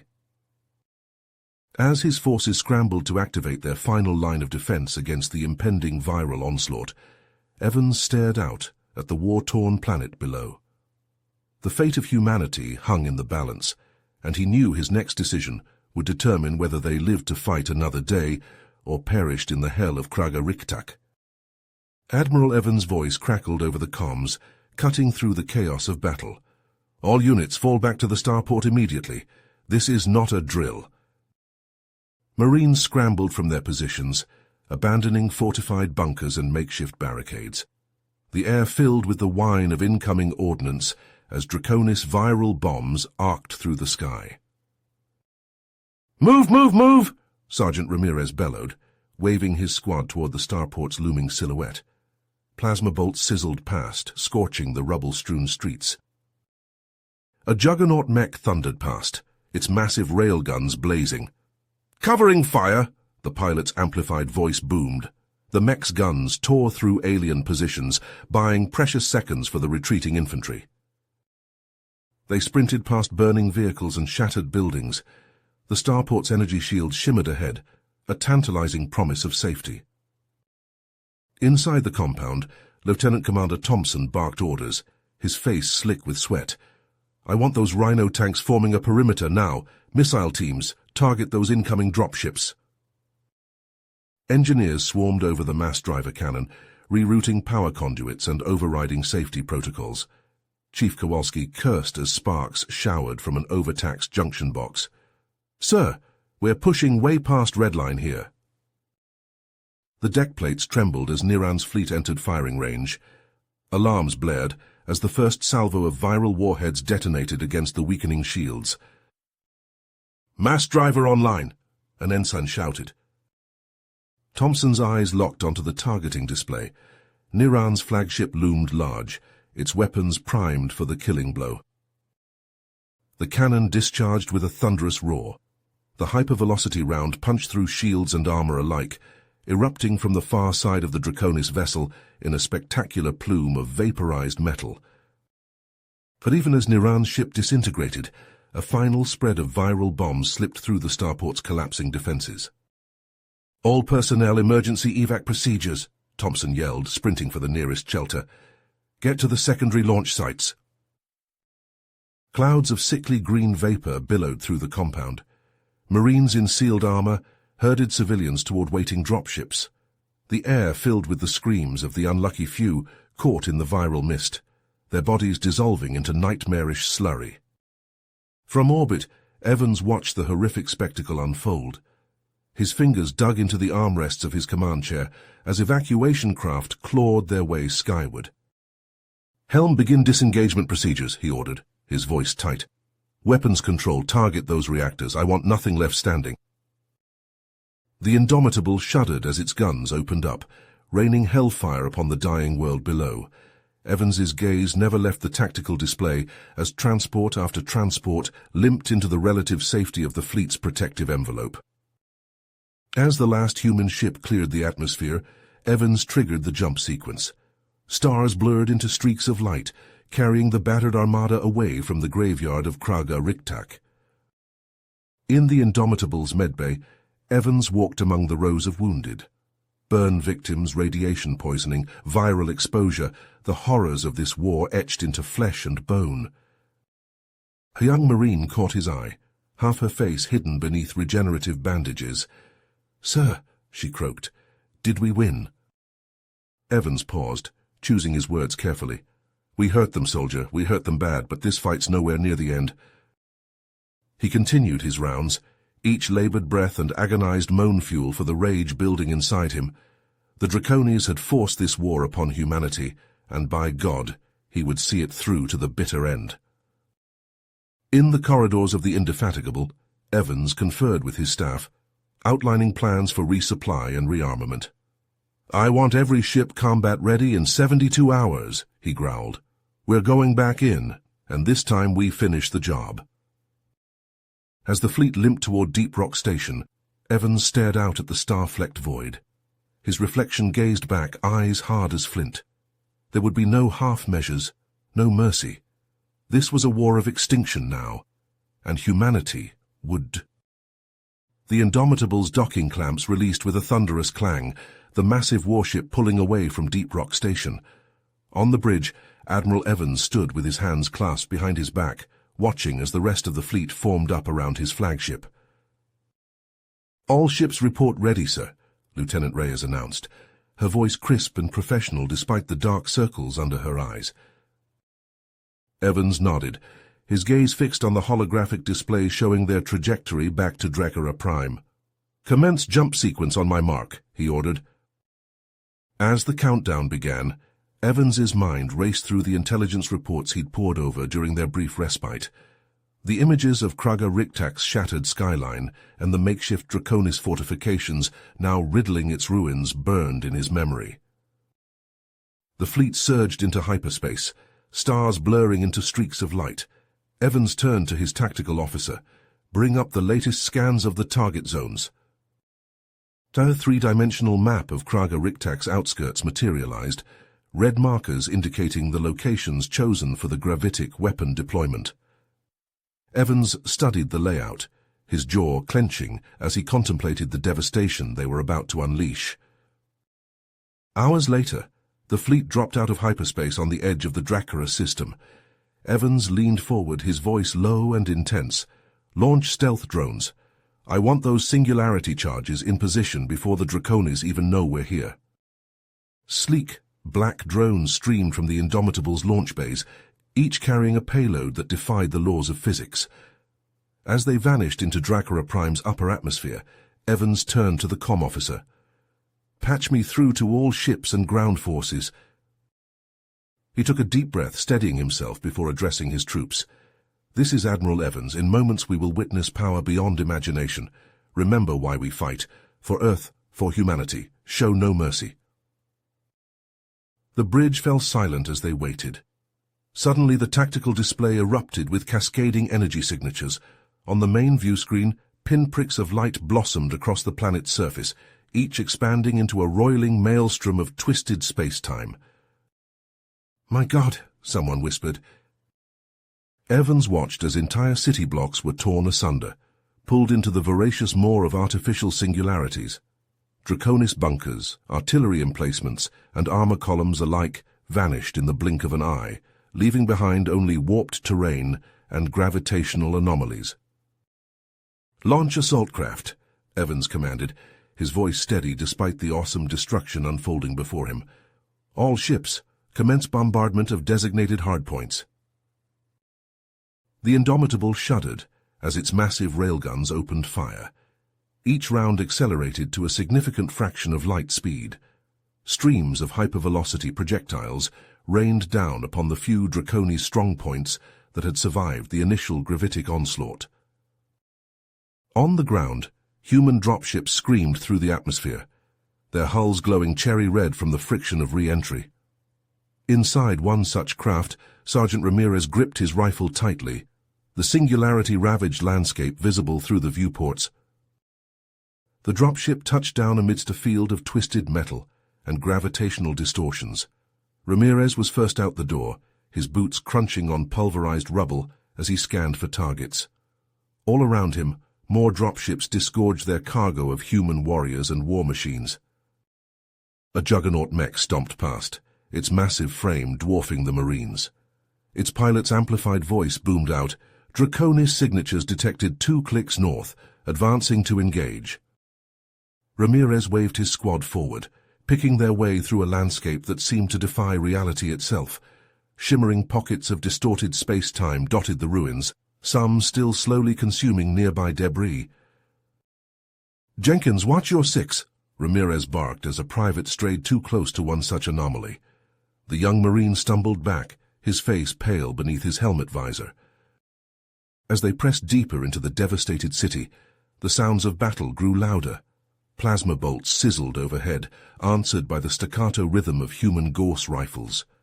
A squad of Draconis soldiers burst from a partially collapsed building, their scales dull with ash and their eyes wide with a fear Ramirez had never seen in the alien warriors before. "Light 'em up!" he roared, his rifle spitting hypervelocity rounds. The Draconis troops fell in a hail of gunfire, their bodies slumping to the ground beside the twisted wreckage of what had once been their impregnable fortifications. High above, aboard the Indomitable, Admiral Evans listened to the stream of similar reports flooding in from across the battlefield. A grim smile played at the corners of his mouth as he gave the order. "All units, advance at will. Today, we break the Draconis once and for all."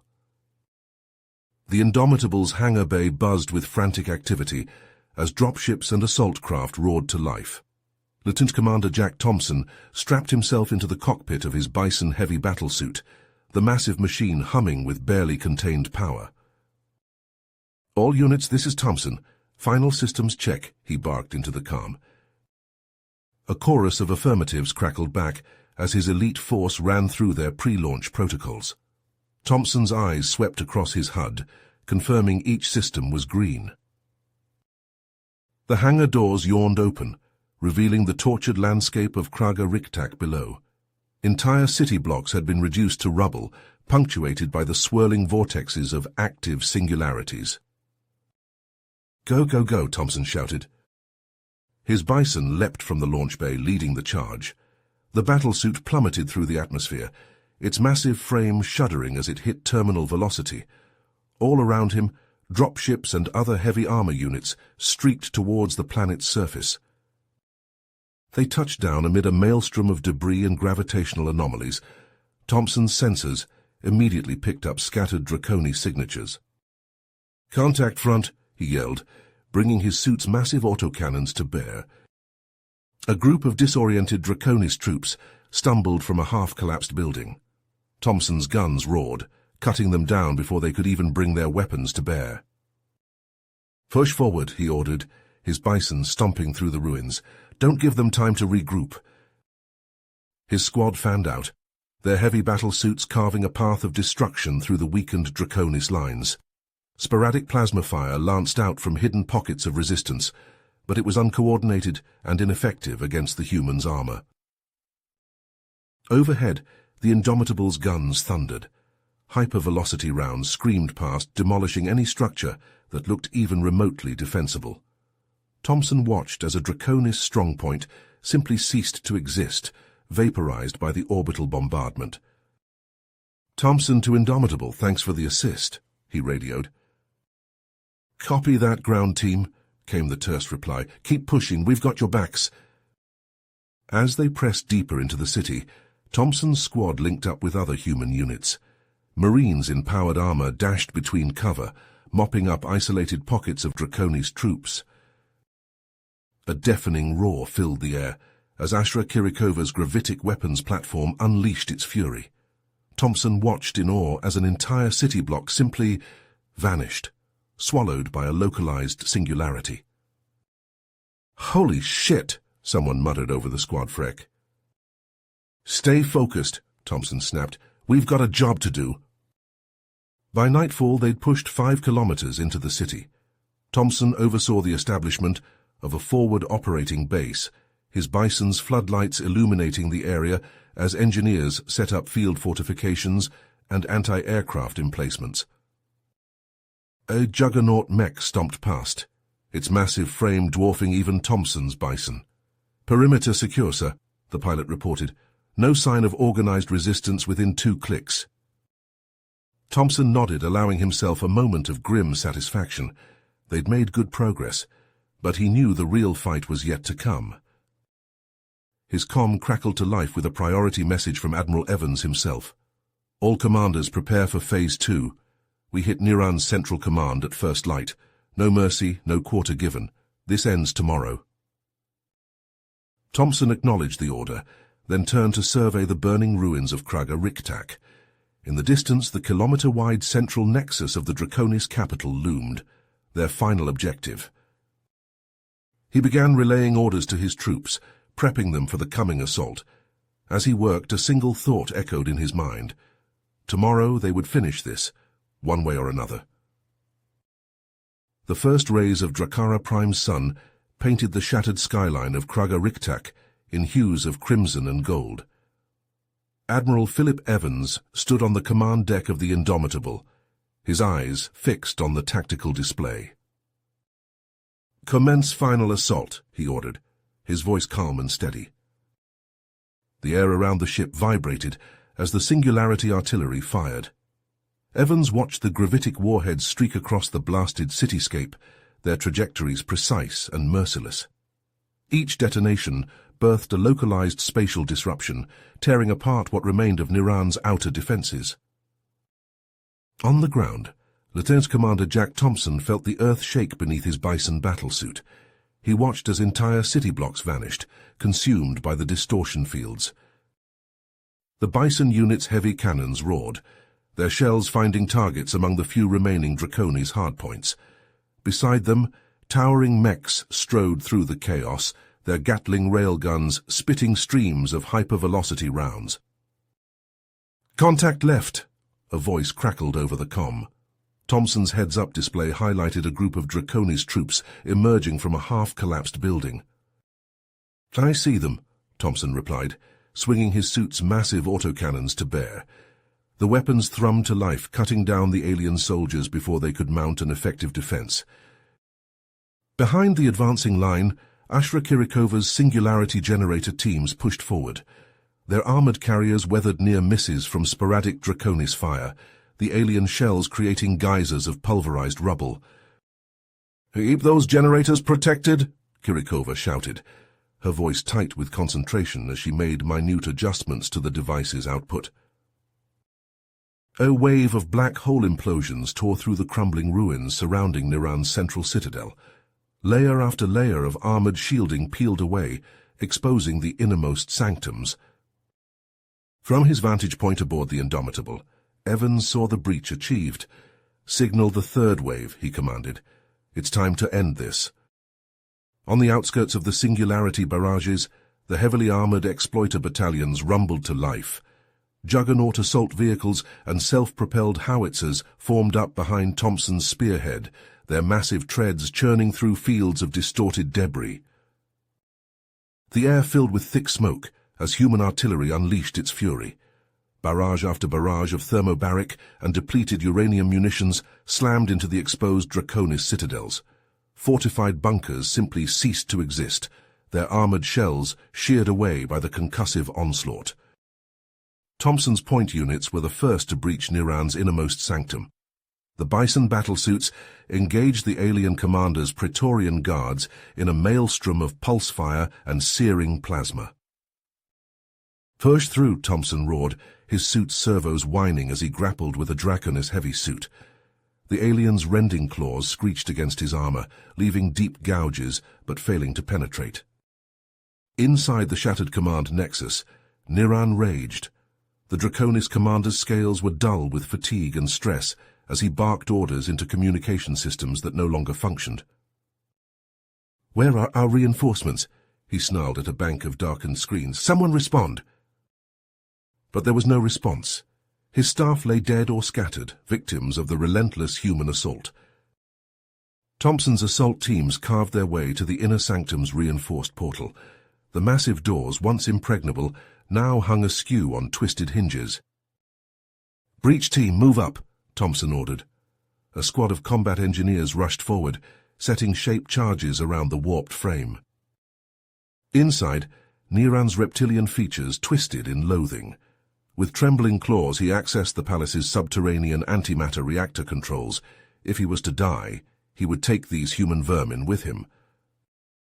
But even as his talons hovered over the final override, a new alarm blared. Niran's eyes widened in horror as he saw the incoming projectile on his sensors.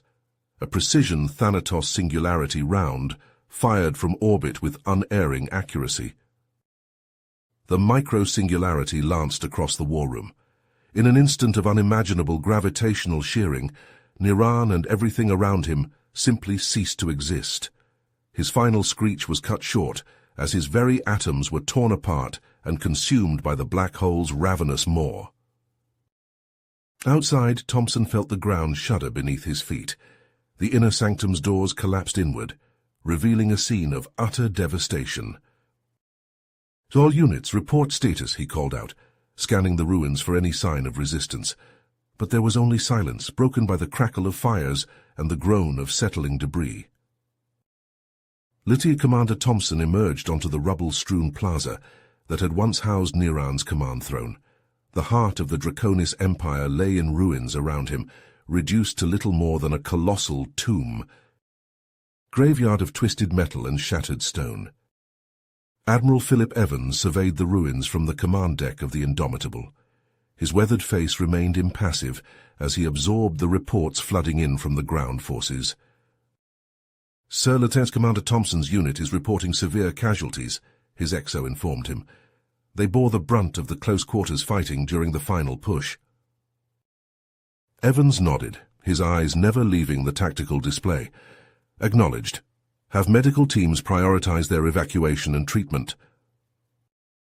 He turned to address the assembled officers. Gentlemen, Niran is dead and their command nexus is dust, but our work is far from finished. I want every district of this city swept clean. Root out any remaining pockets of resistance. Leave no stone unturned. The next day saw a relentless push through the devastated streets of Kraga Riktak. Juggernaut assault mechs stomped through the debris-choked avenues, their massive frames dwarfing the crumbling structures around them. Behind them came armored columns, treads grinding rubble to powder as they advanced. Private First Class Alex Ramirez crouched behind the twisted wreckage of what had once been a Draconis war machine. His squad moved cautiously, clearing each building they encountered. "Contact!" his sergeant shouted. A handful of Draconis loyalists burst from a half-collapsed structure, their plasma weapons spitting emerald death. Ramirez's rifle barked, the hypersonic rounds tearing through alien flesh and scale. Within seconds the skirmish was over, leaving only silence and the acrid stench of ozone. "Clear," Ramirez reported, his voice hoarse from days of constant fighting. Similar scenes played out across the ruined capital, as human forces methodically eliminated the last vestiges of organized Draconis resistance. By the end of the week, the city lay firmly under human control. Admiral Evans wasted no time in shifting his focus to the next phase of the operation. Aboard the Indomitable, he addressed the assembled fleet commanders. "Our next targets are the Draconis antimatter facilities orbiting the outer planets," he stated, gesturing to a holographic display of the system. "We'll hit them hard and fast, using the same gravitic weapons that proved so effective planetside." The assault on the orbital complexes was swift and merciless. Human bomber wings swarmed the facilities, their payloads unleashing localized singularities that tore through Draconis defenses effortlessly. On the ground, Evans oversaw the establishment of a massive occupational force. Prefabricated fortifications rose amid the ruins, transforming entire city blocks into interlocking strongpoints. Corporal Sarah Chen wiped sweat from her brow as she helped assemble one of the new defensive positions. The constant whine of construction drones filled the air as they ferried materials back and forth. "How long do you think we'll be stuck here?" she asked her squadmate. "As long as it takes," came the grim reply. "You heard the brass. We're here to stay." While the military secured its grip on the planet, a parallel operation unfolded in the shadows. Crack teams of human infiltrators and combat engineers moved swiftly, targeting Draconis research installations and factory complexes. Dr. Ashra Kirikova led one such team into a heavily fortified laboratory complex. Her expertise with singularity technology proved invaluable as they bypassed the facility's defenses. "We have 5 minutes before the alarms reset," she informed her team. "Download everything you can and plant the logic bombs. Leave nothing for them to salvage." As the months wore on, the human forces systematically dismantled every aspect of the Draconis war machine. Yet even as they solidified their control, Admiral Evans remained vigilant. In his private quarters aboard the Indomitable, he pored over intelligence reports detailing potential Draconis insurgent activity. The threat of guerrilla warfare and terrorist attacks loomed large in his mind. Evans keyed his comm, summoning his senior staff. "Gentlemen, it's time we discussed our long-term strategy for pacifying this world," he began. "I have a plan that will ensure the Draconis never again pose a threat to humanity. It won't be pretty, but it's necessary." He laid out his vision for a comprehensive population management program designed to utterly subjugate what remained of Draconis civilization. As he spoke, a cold dedication settled over the room. The officers present understood the brutality of what was being proposed, but none voiced objection. "We didn't start this war," Evans concluded, his voice hard. "But by God, we're going to finish it. For the sake of humanity's future, we'll do whatever it takes to keep these lizards down. They had their chance. Now, they'll learn what it means to truly fuck with the wrong species. Admiral Philip Evans stood before the holo display, his eyes cold as he surveyed the Draconis homeworld. The planet's surface was a patchwork of human-controlled sectors and ruins. He tapped a command, bringing up the locations of the Gene Vault repositories. "Commence Operation Genoforge," he ordered. Deep beneath the surface, Dr. Ashra Kirikova led a team through the winding corridors of a Draconis Gene Vault.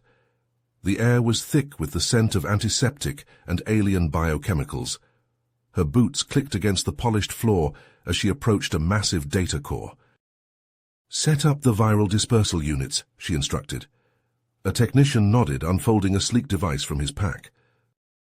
Kirikova's fingers danced across a console, bypassing the alien security protocols. The core's status lights flickered from green to red as the customized mutagenic viruses flooded the system. "Viral saturation complete," she reported, moving to the next sector. Weeks passed. In a makeshift medical bay, Dr. Marcus Chen stared at the writhing form before him. What should have been a healthy Draconis hatchling was instead a twisted mass of scales and malformed limbs. "Another non-viable specimen," he muttered, making a note on his datapad. "That's the entire clutch." Nearby, a cybernetic surgery team prepped a docile Draconis subject. Robotic arms whirred to life, precisely grafting neural overlays onto the alien's brainstem. "Neural pacification complete," the lead surgeon announced. "Subject is ready for labor assignment." In the once bustling streets of a Draconis city, now transformed into a sprawling ghetto, Private Sarah Reeves patrolled the perimeter. Her augmented reality display highlighted potential threats, but the alien populace shuffled by without meeting her gaze. A commotion erupted ahead. Reeves sprinted forward, her weapon at the ready.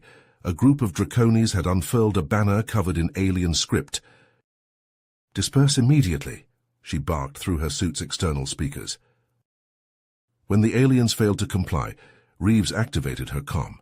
"This is Patrol Unit 7. We have an unauthorized gathering in Sector 9, requesting immediate peacekeepers." Within moments, the distinct whine of hover transports filled the air. Armored peacekeeper units descended on the scene, their shock batons crackling with energy. "This is your final warning," a peacekeeper announced. "Disperse or face immediate pacification."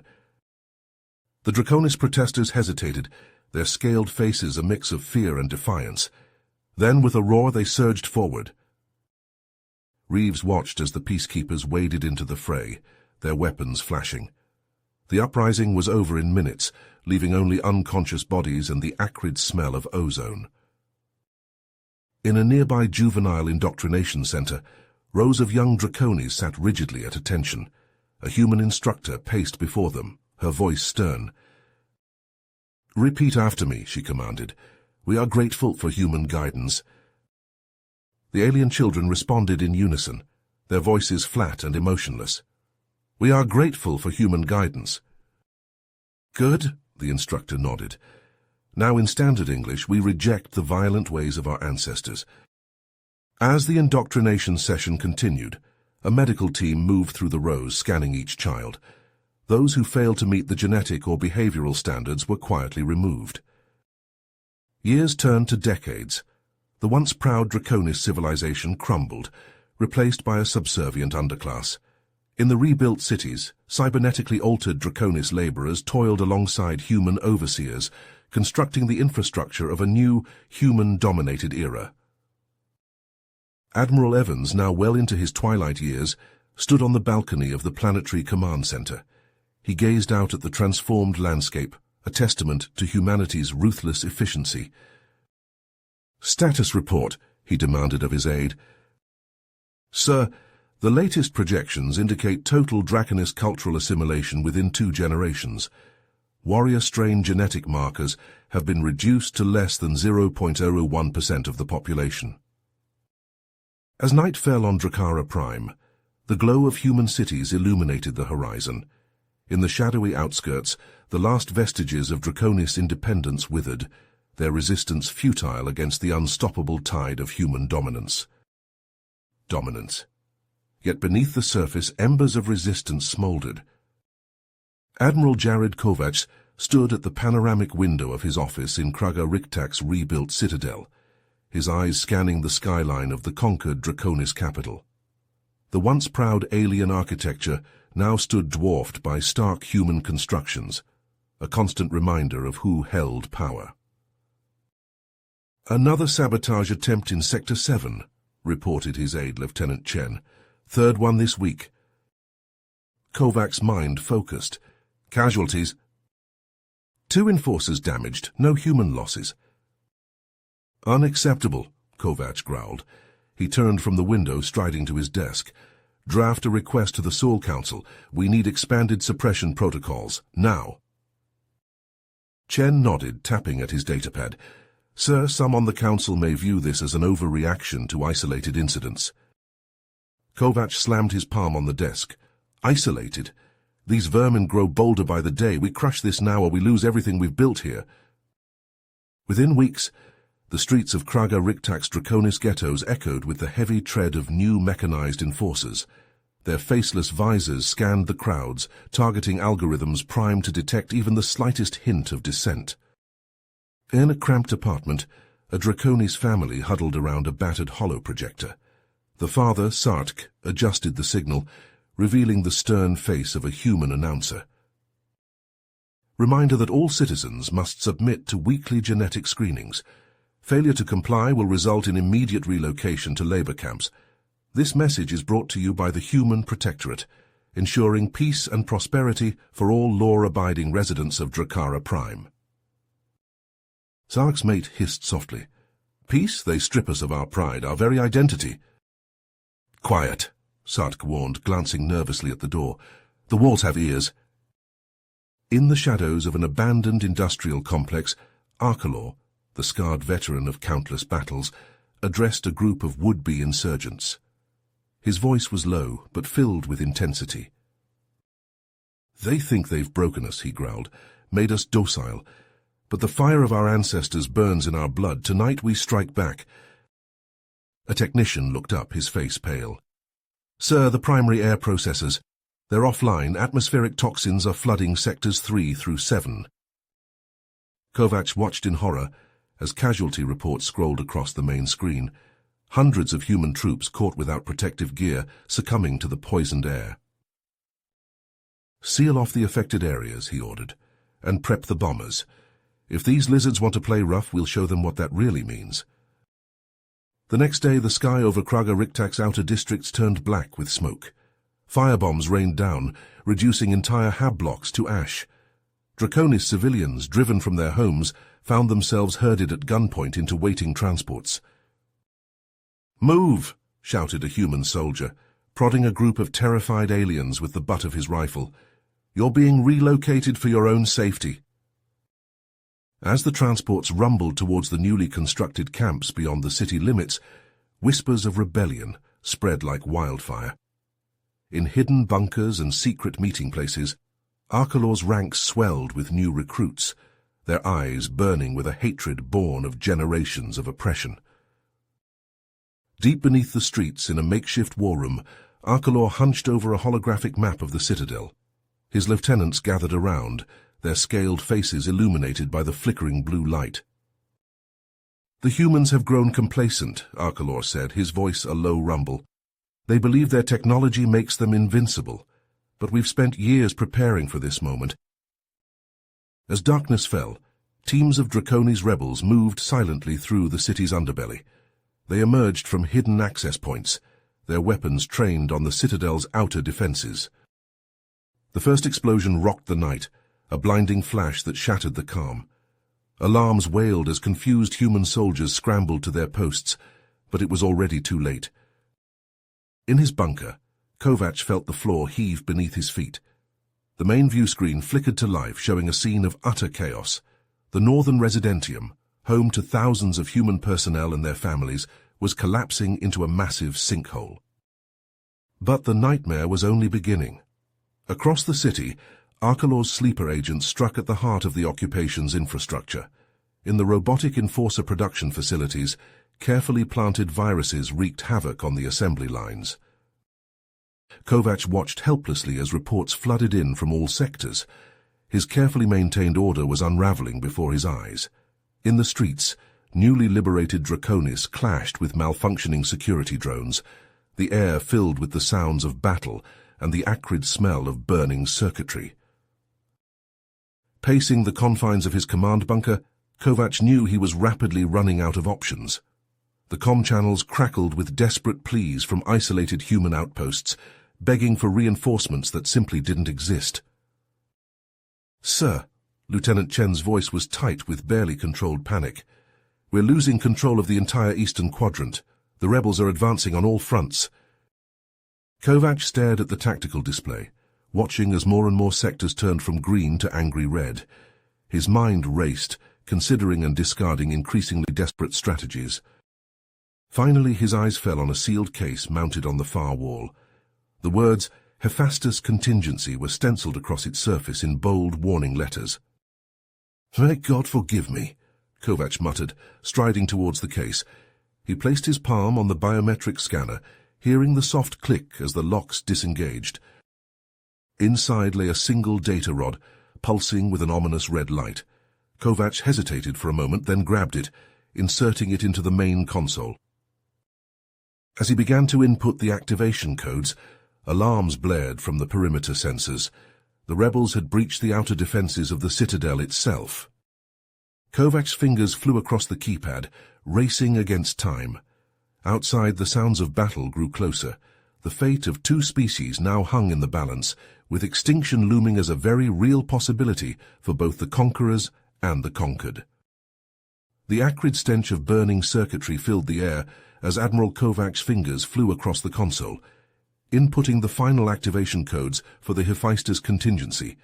Sweat beaded on his brow, his eyes fixed on the screen as the ominous countdown began. "Sir, the rebels have breached Level 7, Lieutenant Chen reported, his voice strained. "We're running out of time." Kovac didn't respond, his focus absolute as he initiated the protocol that would seal the fate of an entire world. Alarms blared throughout the bunker, their urgent wailing a stark contrast to the eerie calm that had settled over the Admiral. Deep beneath the streets of Kraga-Riktak, human forces converged on the antimatter reservoirs. Specialist teams in radiation-resistant suits worked feverishly, bypassing safety protocols and overriding containment systems. The low hum of the reactors grew to a deafening roar as the saboteurs completed their grim task.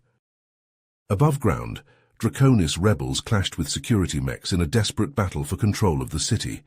The air was thick with plasma fire and the screams of the wounded. A young Draconis soldier, scales glistening with sweat, ducked behind a crumbling wall as energy bolts sizzled past. "We have almost reached the citadel," he shouted into his comm unit. "Victory is within our grasp." His words were cut short by a deafening explosion that shook the very foundations of the city. The ground beneath his feet buckled and heaved as a blinding flash erupted from the power grid nexus. The soldier's triumphant expression twisted into one of horror as he watched a massive plume of radioactive fallout billow into the sky. In his underground command center, Arkalor received the dire news. His scaled hands clenched into fists as he processed the implications of Kovac's actions. The bitter taste of ash filled his mouth as he realized the true cost of their rebellion. "Sir," one of his lieutenants said, voice quavering, "we're receiving a transmission from the human command bunker." Arkalor nodded grimly, bracing himself for what was to come. Kovac's face appeared on the main screen, his expression cold and unyielding. "This is your one and only warning," the human admiral's voice rang out. "Surrender now or watch as I turn your world into a radioactive wasteland." Arkalor's mind raced, weighing the impossible options before him. The sounds of battle still echoed from above, a cacophony of desperation and defiance. He opened his mouth to respond, but before he could utter a word, reports flooded in from across the city. Multiple detonations in sectors 3 and 4. "Fusion stacks are critical. We can't contain the reaction. Radiation levels are off the charts." The Draconis leader watched in mute horror as feed after feed showed the devastation spreading across Kraga-Riktak. The sky above the city darkened, choked with radioactive dust and debris. In the streets, both human and Draconis alike fell to their knees, gasping for breath in the poisoned air. Kovac's voice cut through the chaos once more. "Your silence is noted, Arkalor. You've made your choice." With that, the human admiral initiated the final stage of the Hephaestus Protocol. Across Drakara Prime, hidden silos burst open, disgorging their lethal payload into the atmosphere. The missiles arced gracefully through the air before detonating in brilliant flashes of light, releasing their viral agents into the wind. In the rebel bunker, Arkalor and his remaining forces could only watch in stunned silence as the grotesque effects of the bioweapon took hold. Through their surveillance feeds, they witnessed Draconis soldiers, their brothers and sisters in arms, begin to twist and contort. Scales bubbled and melted, limbs elongated and snapped as the retrovirus rewrote their very genetic code. "Seal all airlocks," Arkalor bellowed, his voice cracking with despair. "We can't let the contagion spread." But it was already too late. All across the planet, the virus spread with terrifying speed. Those caught in its path suffered a fate worse than death, their bodies warping into nightmarish abominations before dissolving into puddles of quivering biomass. From his escape shuttle, Admiral Kovac gazed down at the dying world. The once vibrant planet now bore a sickly, purplish hue, as if the entire surface had become a festering wound. His voice was devoid of emotion as he transmitted his final message, condemning the Draconis to extinction and sealing humanity's dominance with an act of unparalleled brutality. As the last human ships fled the contaminated world, Drakara Prime continued its inexorable descent into oblivion. The proud Draconis civilization, which had dared to challenge humanity's expansionist drive, now existed only as a cautionary tale, a stark reminder of the terrible price of defiance in a universe where humanity reigned supreme. The observation deck of the HMS Retribution fell silent as the last vestiges of Drakara Prime vanished into the churning maw of the artificial singularity. Lieutenant Commander Sarah Chen stared out the reinforced viewport, her face a mask of awe and horror. The starfield before her warped and twisted, light itself bending around the cosmic anomaly that now occupied the space where a thriving alien world once stood. "My God," she whispered, her breath fogging the glass. "What have we done?" Beside her, Admiral Kovac stood not slouching at all, his weathered face betraying no emotion. His eyes, however, glinted with a mixture of triumph and something darker, a shadow of the weight his decisions now carried. "We've secured humanity's future, Commander," Kovac said, his voice low and gravelly. "Sometimes the price of survival is steep." Chen turned to face her superior officer, struggling to keep her voice steady. "But, sir, an entire civilization gone in an instant. Surely there must have been another way." Kovac's face hardened. "You weren't down there, Chen. You didn't see what those lizards were capable of. This was the only way to ensure they never rose up against us again." Before Chen could respond, a commotion erupted on the far side of the observation deck. Dr. Ashra Kirikova, her wild hair crackling with static electricity, pushed her way through the crowd of stunned officers. Her eyes were wide with manic glee as she pressed her face against the viewport. "It worked," Kirikova cackled, her hands splayed against the glass. "Do you all see the power we now wield?" She spun to face Kovac, her lab coat flaring out behind her. "Admiral, think of the possibilities. We could deploy these devices across the galaxy, reshape entire star systems to our will." Kovac held up a hand, silencing the scientist. "One step at a time, Doctor. For now we need to focus on containing the aftermath and securing the rest of the Drakara system." As if on cue, alarms blared throughout the ship. A young ensign rushed up to Kovac, his face pale. "Sir, we're detecting massive gravitational fluctuations spreading outward from the singularity. The entire local space-time fabric is destabilizing." Kovac barked orders, his voice cutting through the growing panic.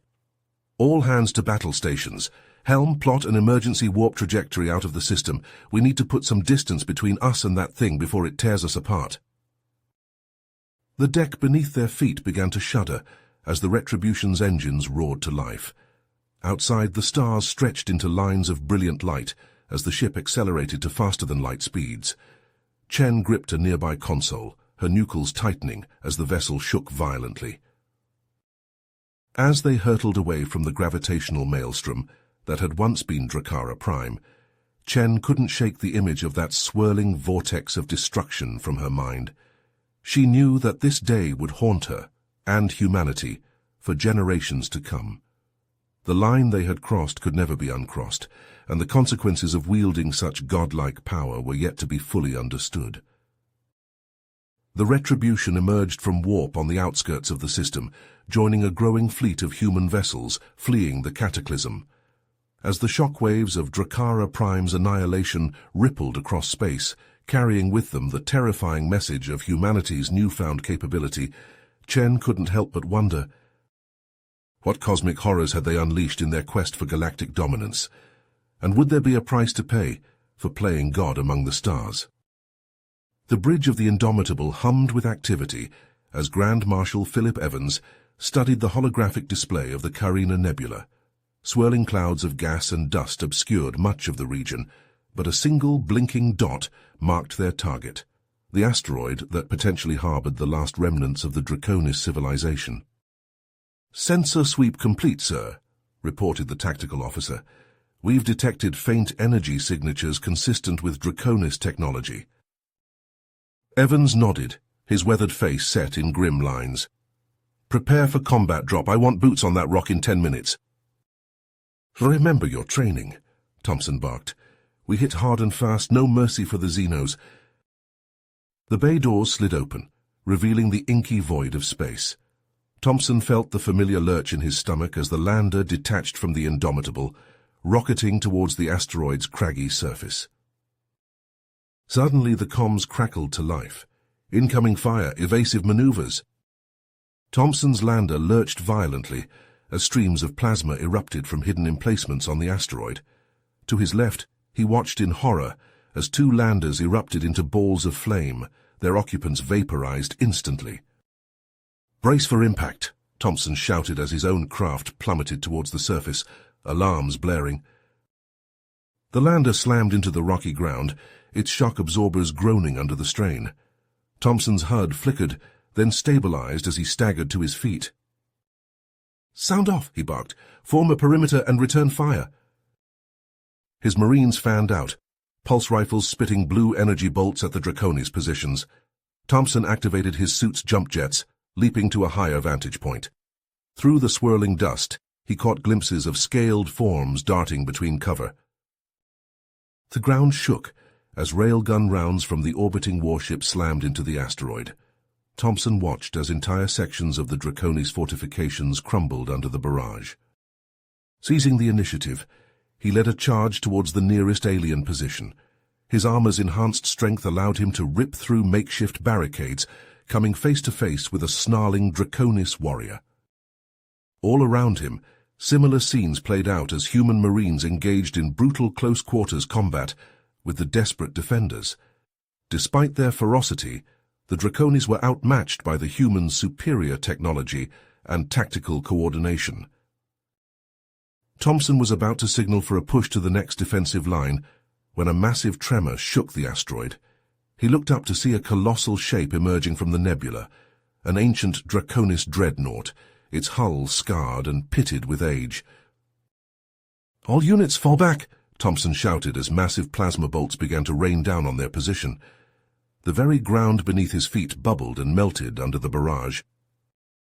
Through the chaos of the retreat, Thompson watched helplessly as entire squads were vaporized by the dreadnought's weapons. His suit's sensors shrieked warnings as the temperature around him spiked to lethal levels. As he waited for a response, Thompson peered out at the devastation. The asteroid's surface was a hellscape of molten rock and scattered human and Draconis remains. In the distance, he could see the massive form of the dreadnought, its ancient weapons continuing to pound their positions relentlessly. Thompson gritted his teeth, preparing to make a final stand against the onslaught. Just then his comm crackled to life with a message that would change the course of the battle. The kaleidoscopic dust clouds of the Orion Nebula swirled around the Indomitable as it led its battle group through the cosmic maelstrom. On the bridge, Grand Marshal Philip Evans leaned forward in his command chair, eyes fixed on the holographic display before him.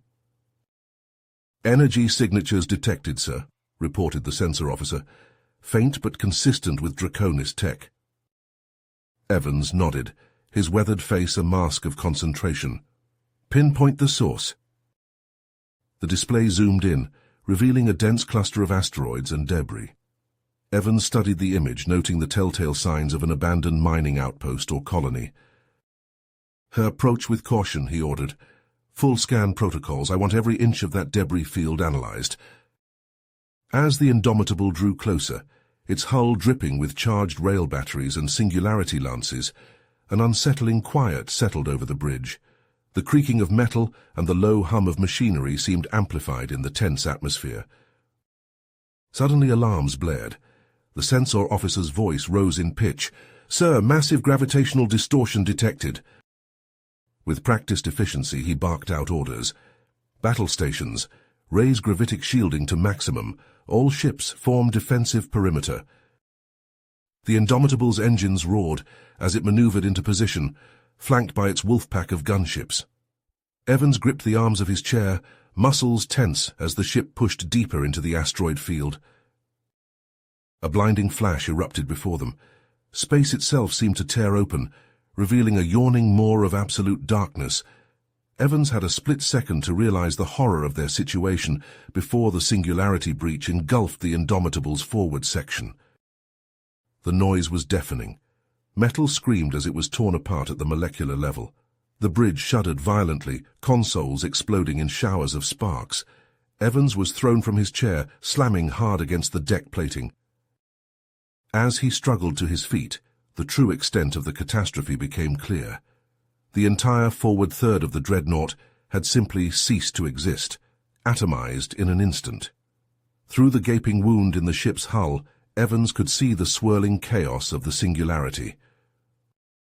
Pain lanced through his body as the gravitational forces began to pull at him. He felt his bones creaking, threatening to snap under the immense pressure. All around him, crew members screamed as their bodies distorted and stretched. With his last ounce of strength, Evans dragged himself to the command console. His vision blurred, but he managed to activate the emergency broadcast. "All ships," he gasped, blood trickling from his nose. "Initiate singularity suppression overload. Escape. By any means." As the message transmitted, Evans' gaze was drawn to a flicker of movement within the singularity's maw. His eyes widened in disbelief as a figure materialized amidst the chaos, a Draconis warrior, somehow untouched by the gravitational maelstrom. Their eyes met across the impossible gulf of warped space-time. In that eternal instant, Evans saw the alien's reptilian features twist into a sneer of triumph. A final bitter acknowledgement passed between them, the understanding that humanity's hubris had finally met its match. The Indomitable's reactors screamed as they reached critical mass. Evans felt his consciousness unraveling, his very atoms coming apart. As antimatter met matter in a cataclysmic detonation, his last thought was a realization that chilled him to his disintegrating core. This was not the end of the Draconis. It was only the beginning of a new, terrifying phase in their eternal war. If you finished this story, please subscribe and like the video. Then leave a comment that says, "I liked the story," and I will heart every single one of them. It really helps me. Thank you for your time.